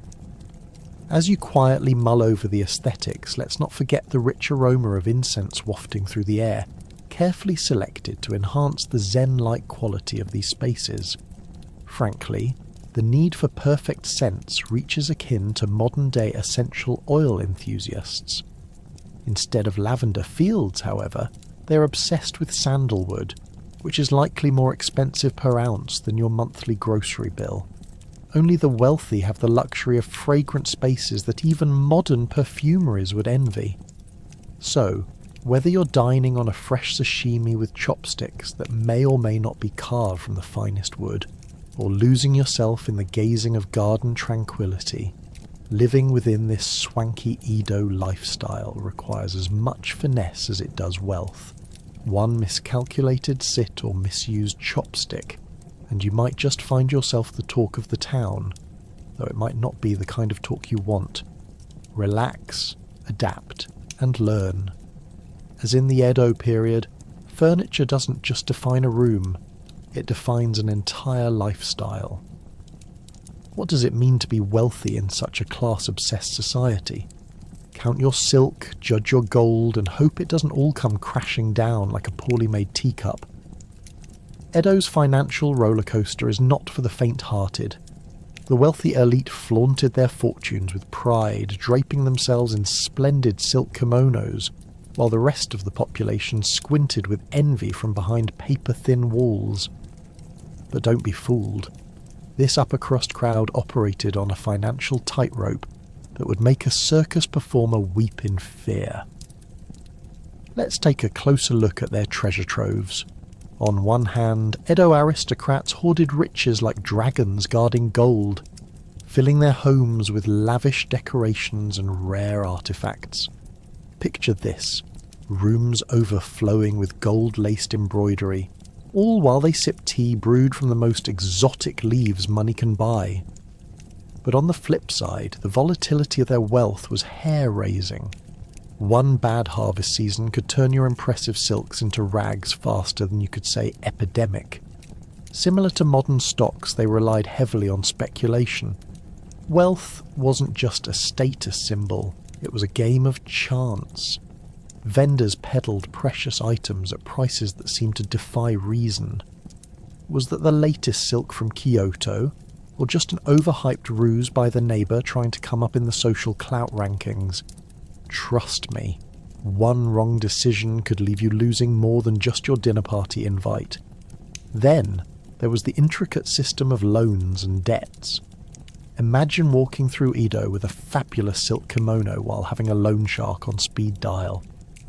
Wealthy courtiers often entangle themselves in borrowing, painting an exquisite profile to the world, while quietly wondering how to pay back their shady benefactors. This is not a game of Monopoly, folks. This is deep financial intrigue wrapped up in a silk-lined package. A courtesan's debt could spiral out of control faster than you could say, "I hope you like the dinner party." Even the samurai, with their fierce honor codes and sharp swords, weren't immune to this precarious financial dance. Many relied on their lord's patronage while fumbling through their own waning fortunes. If a samurai wasn't slicing off heads on the battlefield, he was cutting deals on rice fields.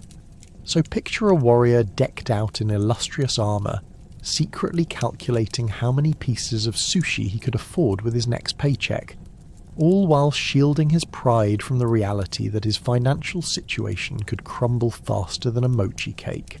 And then we have the merchants, those unsung heroes of Edo society, much like modern-day entrepreneurs hustling their way to the top. Some of the wealthiest individuals strolled through the streets, their pockets lined with coin, all while flaunting creditor agreements like diplomas. They became financial powerhouses, but only if they staved off disdain from the samurai class, which often saw them as beneath their station yet still required their goods. Oh, what a tangled web they weaved.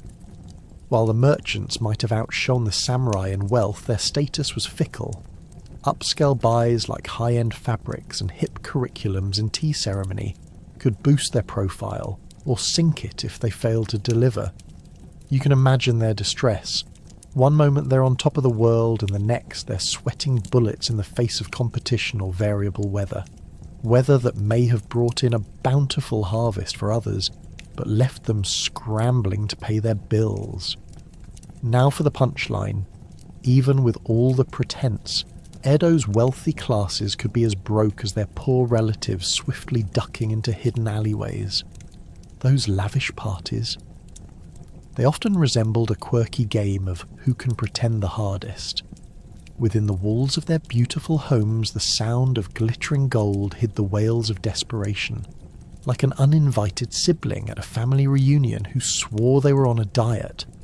So the question remains, was anyone truly rich in Edo? Well, when you're strutting around in layers of silk that could feed a small village for a month, it's easy to convince yourself you're living the dream.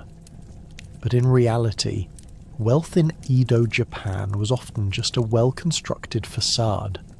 One gust of wind, a bad bet, and the elegant charade could blow over, leaving the aristocrats clutching their threads and looking for the nearest peasant to borrow some rice. In the clutches of this wealth-obsessed society, the answer to whether the rich were truly rich lies nestled somewhere between gold and the fear of losing it all. In Edo, flower arranging is less about looking pretty, and more about showcasing your Zen abilities. Unlock your inner artist as you aim to create a masterpiece while your only competition peers from behind a massive silk fan. Picture yourself in a lavish tea room surrounded by an array of blossoms. Delicate cherry blossoms, peonies more extravagant than a princess's gown, and irises that scream sophistication more than an aristocrat at an all-you-can-eat buffet. The goal? Achieve a harmonious arrangement so perfect that it could bring a tear to a stone statue's eye. but greatly qualifying those beautiful petals is the rigorous training you must endure. Flower arrangements in Edo aren't just whims of creativity. They're steeped in intricate rules as complex as an imperial edict. Each flower symbolizes certain emotions and meanings, like a bouquet of secrets encoded in blossoms. For instance, if you accidentally add a lily, you may as well shout, "I am incompetent." The pressure is on as you choose each stem, each leaf, and every carefully selected vase. A symbol of your wealth and prestige, mind you, while mentally berating yourself over that mistake with a recent flower workshop instructor. And this is before you even consider the stoic expressions that are expected throughout the arrangement process. Too happy, and you look incompetent. Too stern, and you risk scaring the flowers into wilting. The subtlety of this craft rivals the artistry of poets composing the perfect haiku about the fleeting nature of life. If you can die from embarrassment, you might as well wear that confession card on your sleeve when the hotshot flower artists attempt to outshine how you tied a ribbon. Ah, the tools. You think you can work without an arsenal of tweezers, scissors, and an array of vases? Well, think again. In Edo, you need tools that look like they wandered off the set of a sorcerer's workshop, all while resembling the fanciest versions of what a crafty couple would bring to their DIY Pinterest wedding. Your flower selection, while important, is merely the tip of a larger iceberg, one that sits perfectly still while you chip away at your nerves until the floral arrangement has reached an existential crisis status. Once the arrangement is complete, congratulations, you've achieved the equivalent of scaling Everest in the flower arranging world. But as you step back to admire your floral wonder, prepare to be critiqued, not unlike an art exhibition attended by pompous nobles with noses in the air. Your friends are analysing it with all the seriousness of an academic discussing the philosophy of life, munching on sweets at the same time without losing focus. Interesting use of space, they'll say, while you nod along and wonder why you ever decided to sign up for this mess of petals and great expectations. Then there's the thrilling experience of transporting your arrangement to the tea ceremony.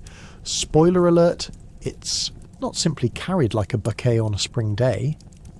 No, you must navigate a world of obstacles, assuring no one drips tea on your beautiful floral masterpiece and avoiding every bump and ripple in your path as if you were on the tightrope of a circus act.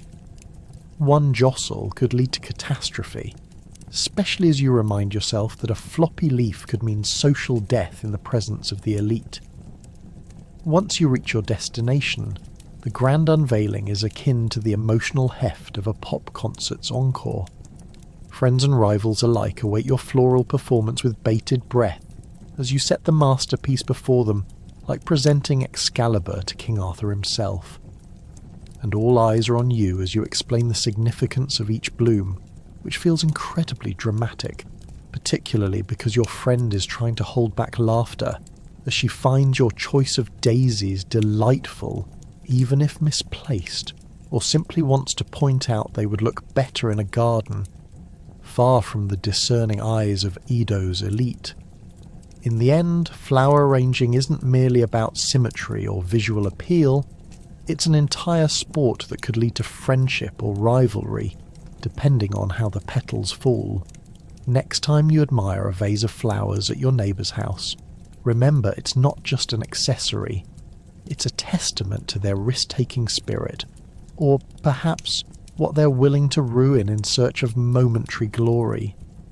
You laugh, but deep down, you know the bloomed blossoms are just a cover for the garden of struggle and artistry, cultivated within the soul of Edo's rich elite. Planning an Edo wedding? Buckle up. This ceremony includes a mountain of gifts, family feuds, and an endless quest for the perfect fabric for your kimono. Hope you like drama as much as silk. Now, picture yourself waking up on your wedding day, surrounded by layers of silk mounted like enthusiastic flagpoles in your cramped quarters. Friends and family pop in and out more frequently than sushi chefs during a dinner rush, each with their hottest gossip about who or what at the last nuptial. And speaking of hot, let's not forget the weather. Summer weddings mean flipping the fan through a sticky day, while making sure the marriage ceremony doesn't lead to an impromptu sauna session. Will the heat melt the delicate layers of your handcrafted kimono? Only time will tell. Meanwhile, the aroma of incense and the laughter of excited guests weave through the air. But don't be fooled. Beneath that vibrant atmosphere lies much tension, rivalries brewing like a batch of bad tea right in the midst of your most special day. As your procession heads to the shrine, expect to battle a sea of elaborate decorations that rivals the Baroque art from Italy, but with less glitter and more demons that might come alive if the wrong god listens to the wrong prayer. Each participant in the procession must be perfectly adorned, again with those silks, while carrying talismans to secure blessings from ancestors. Imagine the job of a humble bridesmaid, struggling to lift ornate headdresses like they're wearing small pagodas on their heads. But let's discuss the gifts. Oh, the gifts. Friends and family arrive bearing offerings more extravagant than the last wedding episode you watched on your favourite reality show. It's not uncommon for the groom's family to empty their pockets to impress the bride's side. Did you see how much they brought? 5 chickens and a saddle? Talk about keeping up with the Joneses. In Edo, however, it's all about being more ostentatious than your neighbour. Let's not forget the food. Imagine long tables laden with enough sushi to feed an entire village, creatively assembled in the shape of a dragon, while the bride and groom just take tiny bites for appearance's sake.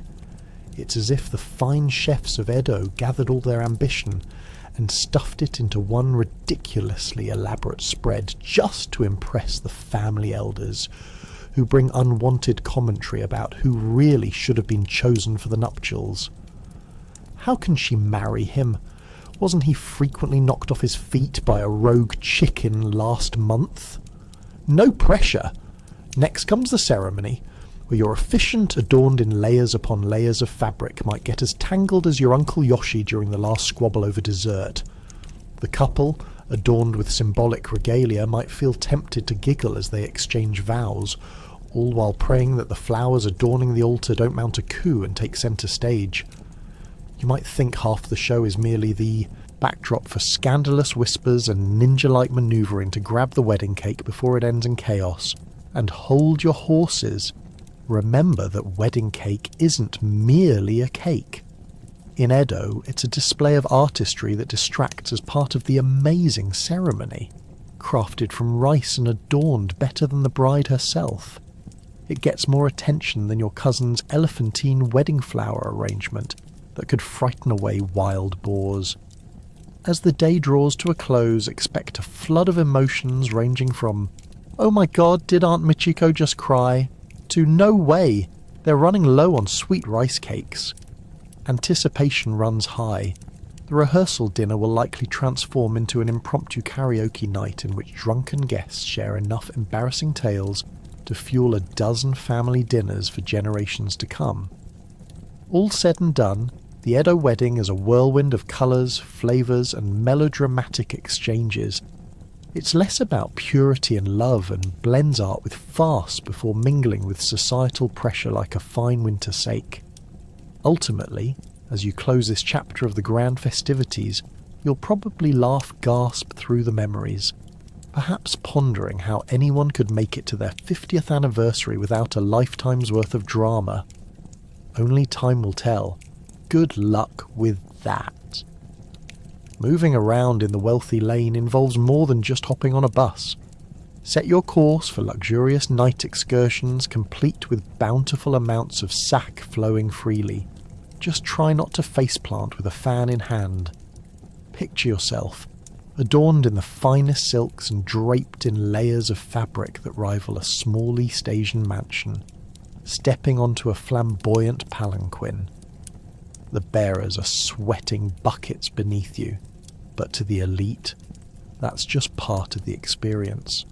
After all, nothing says "I'm filthy rich" quite like taking your own personal chariot to watch the evening's kabuki performance, while everyone else hoofs it by foot like a bunch of commoners.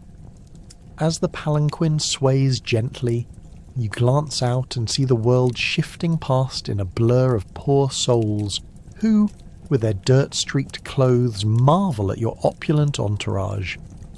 You could swear you hear whispers of "the overlords are on the move," punctuated by envy mixed with admiration.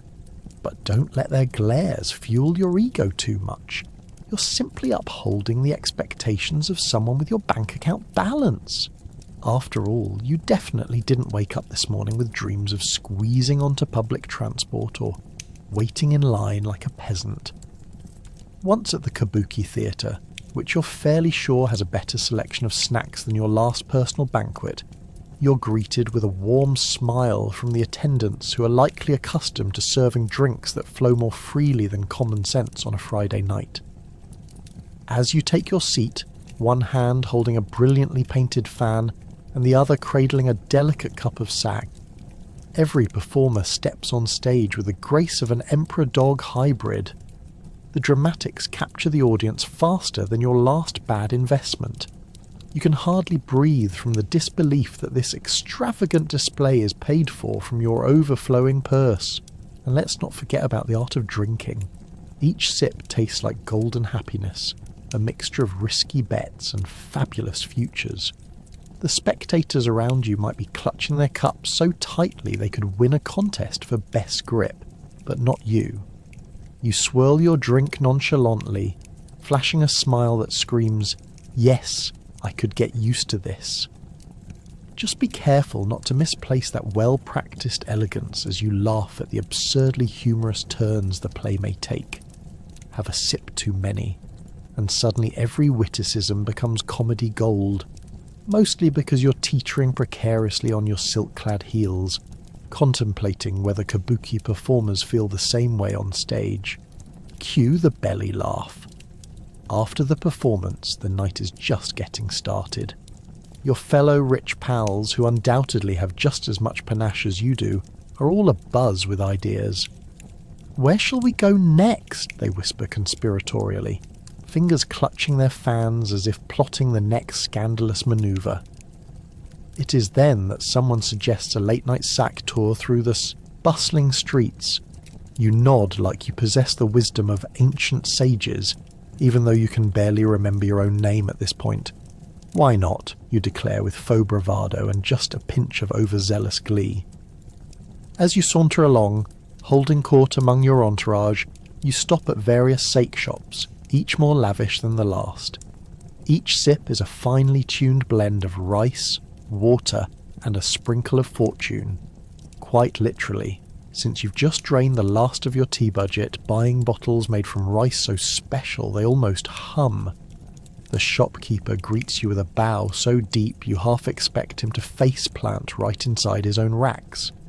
The night stretches on, and laughter echoes through the streets of Edo as you prance about, testing each form of liquor until your senses are saturated with glory and just a hint of mischief. Sure, you could worry about social etiquette, but at this moment, who has time for rules? You've spent enough time watching the world through ornate frauds to know that a forgotten fan now and then is just part of being fabulous. As dawn approaches, you find yourself wrapped in a cotton candy of memories, glittering laughter, and regrets that you will divinely overcome. After all, riches have a way of looking at regrets with a gentle wink. A small price for a night that will be remembered, as long as you don't nod off during breakfast next morning and confuse rice for pearls, of course. So the next time you contemplate a quick jaunt through Edo, remember, the plush life means never having to say you're sorry, living flamboyantly, and making every step more dramatic than your wildest dreams. Wouldn't it be awful if you ever had to haul your own luggage? But then again, what else could be mundane in a life meant for the elite? Ever wonder where a flashy samurai's fortune comes from? It's a mix of looting, loyal service, and the occasional lottery win. But let's just say not every samurai gets to wear gold-laden armour without an overinflated ego. Picture this. You wake up one morning adorned in layers of silk, and you're already lamenting the fact that your entire wardrobe is as heavy as a cow. Samurai life is all about status, and your fortune depends on impressing everyone who crosses your path, whether your sword is drawn or sheathed. Now, let's not kid ourselves. It all starts somewhere. Wealth in samurai culture often begins not with noble birth, but with roots dug deep into the soil of blood and grit. For every illustrious lineage, there's a grandpa who probably took out a few rival peasants in the good old days to secure their land. So as you sip your tea, contemplate whether your ancestors would be proud of your samurai skills or pass you a pamphlet on how to do better. Most samurai gained their wealth through service to their lords, who sat atop a pile of riches and occasionally forgot that peasants also contribute to the economy. Your average samurai is often at the mercy of their superiors, scrabbling for gold and honour with a sword on one hip and a debt collector on the other. It's like being in a never-ending episode of The Real Warriors of Edo. You start your day with righteous purpose, only to find out that your lord has decided that today is the day you engage in minor sieges rather than lounging in your well-furnished tea house. Looting is another delightful part of the job, serving as the cherry on top of your financial chaos sundae. Imagine being told, hey, let's invade that weak village nearby. They've got rice and gold, and if you get really lucky, they might even have a stash of good sake. So with your fellow samurai you charge in, swords flashing, their homes an unfortunate afterthought. You take whatever isn't nailed down, creating an aesthetic that closely resembles a medieval version of hoarding. Your hauls are all in an effort to impress that lord back home, praying for a gold coin that might just save your portfolio. As if things weren't messy enough, now we introduce the lottery. Yes, the samurai of Edo Japan actually had lotteries, but don't expect any sweet prizes. Think more along the lines of congratulations, you won a slightly fancier sword. The stakes for samurai life were so absurdly high, you'd think they were living through a Shakespearean play. But instead of spoilers, they were snatching up riches that could get you a sweet plot of land. But be careful. The temptation of easy wealth typically leads to ill-fated adventures with scoundrels and bad investments that leave you regrettably short of a new serrated sword. Ah, but what goes up must come down, right? A samurai's fortune can fade faster than a geisha's makeup on a hot day. One misstep during battle or one poorly timed sneeze at your lord's tea ceremony could cost you your standing, leaving you scrambling like a chicken on a hot griddle. So, you start to lean into schemes that would make a used car salesman proud. You might invest in a farming improvement that requires you to raid the same poor village you pillaged last month. Because, of course, karma doesn't exist in this timeline. While some samurai managed to parlay their wealth into nothing short of small empires, the pressure to sustain it was relentless.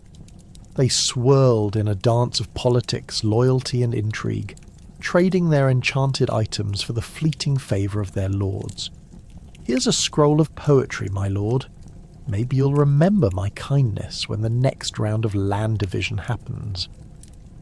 At the end of the day, though, amid all the clashing metal, grass stains and gut-wrenching politicking, one thing stands clear. Samurai wealth is as complex as it is comical. There's glory and brutal reality intertwined, a reminder that while the gold-laden armour may glimmer under the sun, the path to that shine is paved with dainty messes and questionable choices that might just make you appreciate your own job a bit more. So as you settle in for a restful sleep tonight, consider this. Maybe the samurai had it tougher than it seemed, and perhaps your 9 to 5 wasn't all bad after all. Imagine a world where pearls are more valuable than gold. That's the world of Edo.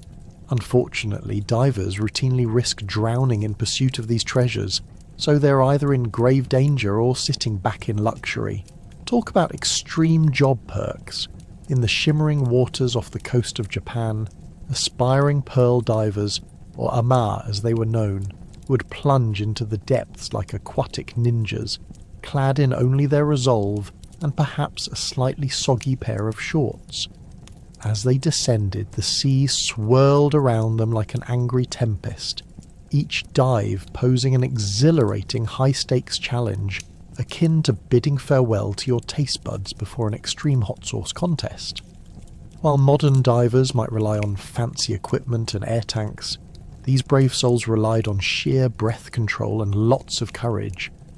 Equipped with no more than a tool to pry the oysters open, the ama would fight the urge to panic, their hearts pounding louder than a taiko drum, while desperately searching for any hint of pearls nestled within the shells. Just imagine bobbing around underwater, praying not to get swallowed by a particularly angry fish, all for a few glimmering spheres that might fetch you only enough to dine on something other than the same old boiled turnips for a month. Once back on land, if they could successfully fish out a few pearls from their depths, they could sit back and watch their earnings soar. The problem is, in Edo, everyone wanted pearls. The wealthy would clutch them as if they were precious relics, wearing them like status symbols in grand dining halls, while engaging in spirited conversations, accidentally dropping them into bowls of miso soup more times than they would care to admit. You thought losing the last slice of pizza was bad? Try losing a pearl necklace in a kabuki performance. Suddenly, the rest of your evening becomes a full-on scavenger hunt, complete with gasps of horror and murmurs of dismay. Historically, pearl diving had its roots steeped in deep aquatic female empowerment, as many of the ama divers were women, able to hold their breath longer than their male counterparts. They became the original influencers of wealth, returning home with their precious loot glittering like tiny stars in the night sky. However, diving wasn't just about the treasure. It came with social currency that allowed the ama to barter with noble families who appreciated both their unique talents and the bounty they brought from the watery depths. Once pearls reached the hands of the wealthy, they were often crafted into intricate jewellery alongside exquisite fabrics and luxurious kimonos, turning them into desirable accessories showing off one's status and wealth, more colourful than an Edo Matsuri festival. The nobility flaunted their pearl-encrusted items at grand events, as each piece was practically screaming, "Look at me! I'm rich and fabulous!" It wasn't unusual for a woman's entire outfit to rival the price of a small house. Talk about a conversation starter, or better yet, a conversation ender for anyone not walking away with a treasure of their own. But the pearl-gathering business had more than a bit of drama to it. When demand skyrocketed, those dictated by the pearl spoke of the broader waves of economic changes. Rising socio-economic tensions were lurking like sharks waiting for an unsuspecting swimmer. The obsession with pearls fed into the very fabric of society, where riches took precedent and those below the surface, literally and metaphorically, were left grasping for scraps, much like they'd clutched their ill-made fabric in hopes of staying in vogue during a fashion crisis. And speaking of fashion, what happens when the ama whimsically decide to stage a rebellion against their wealthy patrons? Picture this: a crew of confident divers, sporting their best kimonos and pearls, breaking the surface and marching onto the land, demanding fair pay and recognition, while grumbling under their breath about forgotten underwater duties. You can almost hear the gossip rippling through the squares of Edo, with merchants frantically trying to sell out their pearl inventory before swimming suits became the latest fashion statement instead. So here we dive deeper into the heart of the pearl diving world of Edo Japan, where the delicate dance of risk and reward plays out like a lively kabuki theatre performance. 1 minute, you're at the mercy of the sea, praying you don't wash up as a washed-away dream. The next, you might be dancing under the stars draped in elegance, pearls fastening your appearance to the upper crust, all in a day's work. Quite a life indeed, where each pearl represents not just luxury but also a world of contrast between wealth, danger and pride sparkling in the tide. Showbiz in Edo is unmissable, but the performers you expect are often nicher than Instagram influencers. Instead of stage fright, you might find a flurry of personalities and shenanigans that would make Broadway jealous. Imagine rolling into town and being greeted not by a friendly wait, but rather by an explosion of colour, sound and theatrical flair that feels like stepping into an intricate painting come to life. Your senses are assaulted.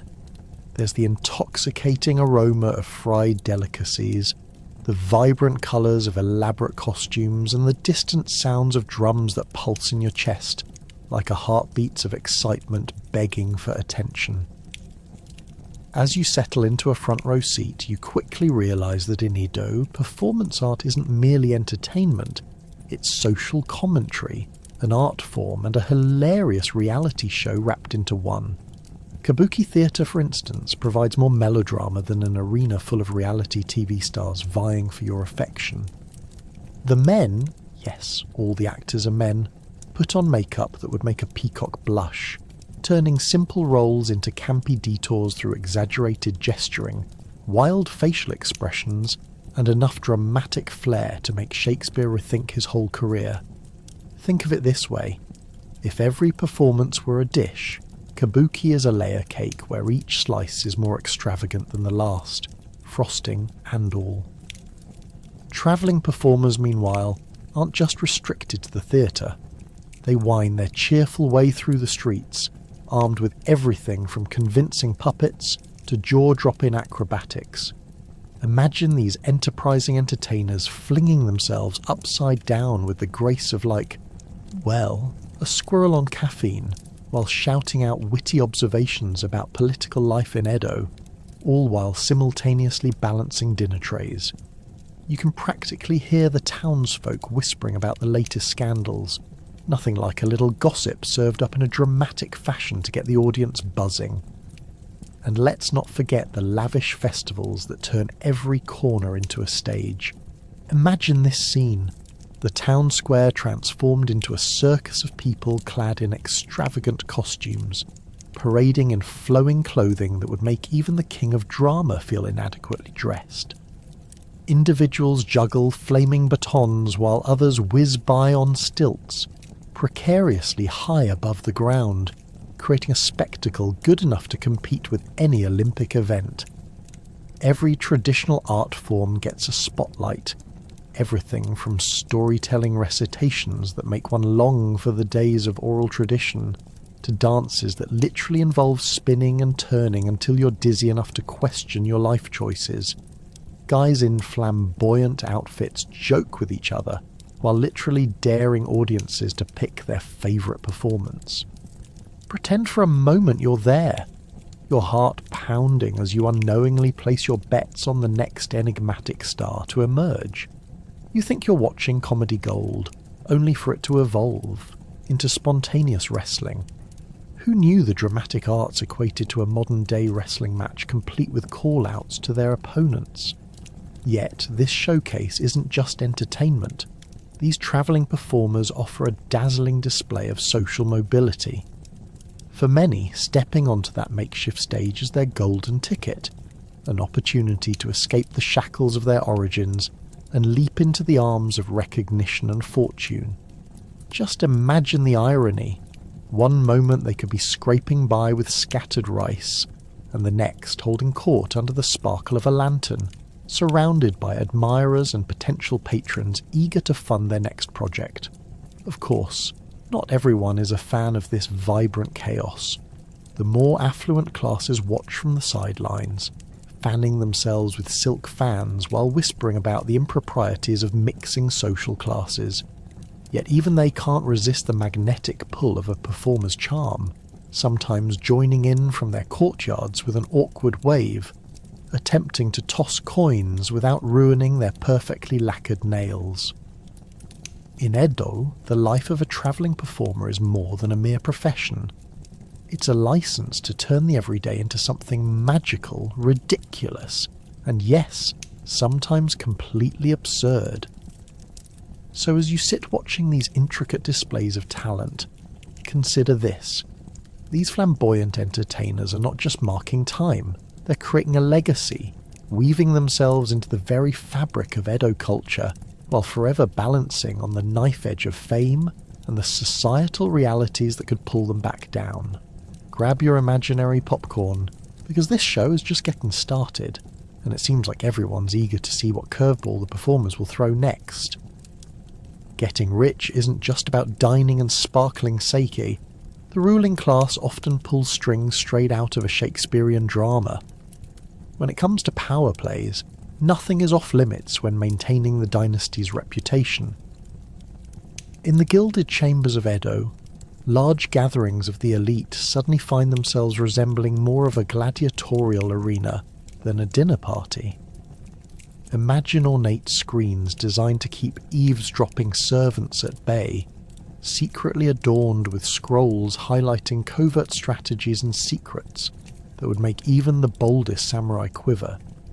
Picture this: candlelit rooms filled with incense, where lords and ladies gather in whispers thick as the walls. Seaweed might say it's the latest diet fad, but in these meetings it's about backroom deals that could sell out not just friends, but entire families. As the cherry blossoms bloom outside, these nobles convene, poring over papers like their lives depend on it. Spoiler alert, they kinda do.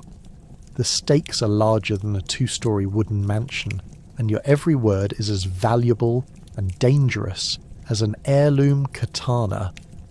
The art of conversation, dear listener.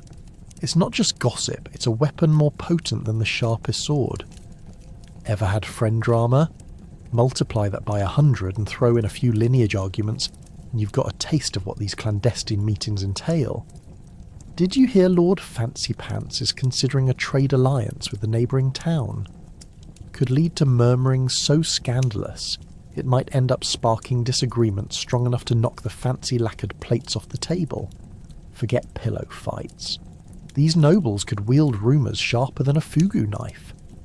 And let's not forget the unfortunate souls known as the ears, the footmen and attendants who lurk in shadows, moving through hallways with ears more attuned than a Shiba Inu on the hunt. One slip of the tongue, and you might as well be sending your closest allies to a gang of disgruntled, unwashed peasants, ready to storm the castle gates with pitchforks and garlic breath. Just imagine a merchant accidentally revealing too much, only to find himself lumbering through streets with ill-gotten merchandise that leads to the gallows faster than you can say ritual suicide. So much pressure to be this grand puppet master. You could almost equate it to playing a really intense game of chess, except the stakes involve not just pieces but real lives. Lives that require lavish feasts, silk pillows, and those pesky opinions from well-meaning yet completely unreliable advisors. These decisions could very well make or break the entire nobility's standing in society. But hey, who cares about the weight of the world when you have your lavish banquet in sight? Just think of the deals being struck as nobles negotiate over the finest varieties of rice or rare tea. That's right, negotiations over tea. I'll give you 3 bags of my finest stock if you promise not to oppose my upcoming bid for the shogunate. It's a lot like bartering for Pokemon cards, except swap the Charmanders with imperial titles and you've got the picture.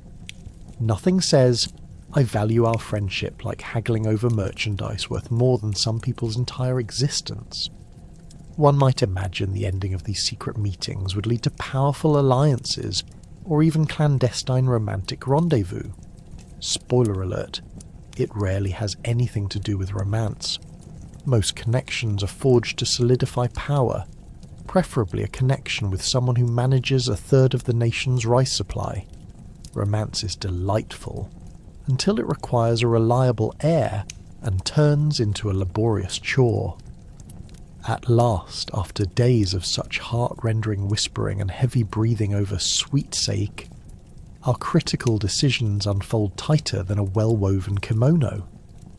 Under the eaves of lavish estates, alliances are made, and the foundations of wealth intertwine with duty and ambition, because in the world of the Edo elite, a misstep can usher in a lifetime of scorn, or worse, a lifetime of socially awkward tea ceremonies with uncomfortable silences hefty enough to sink ships.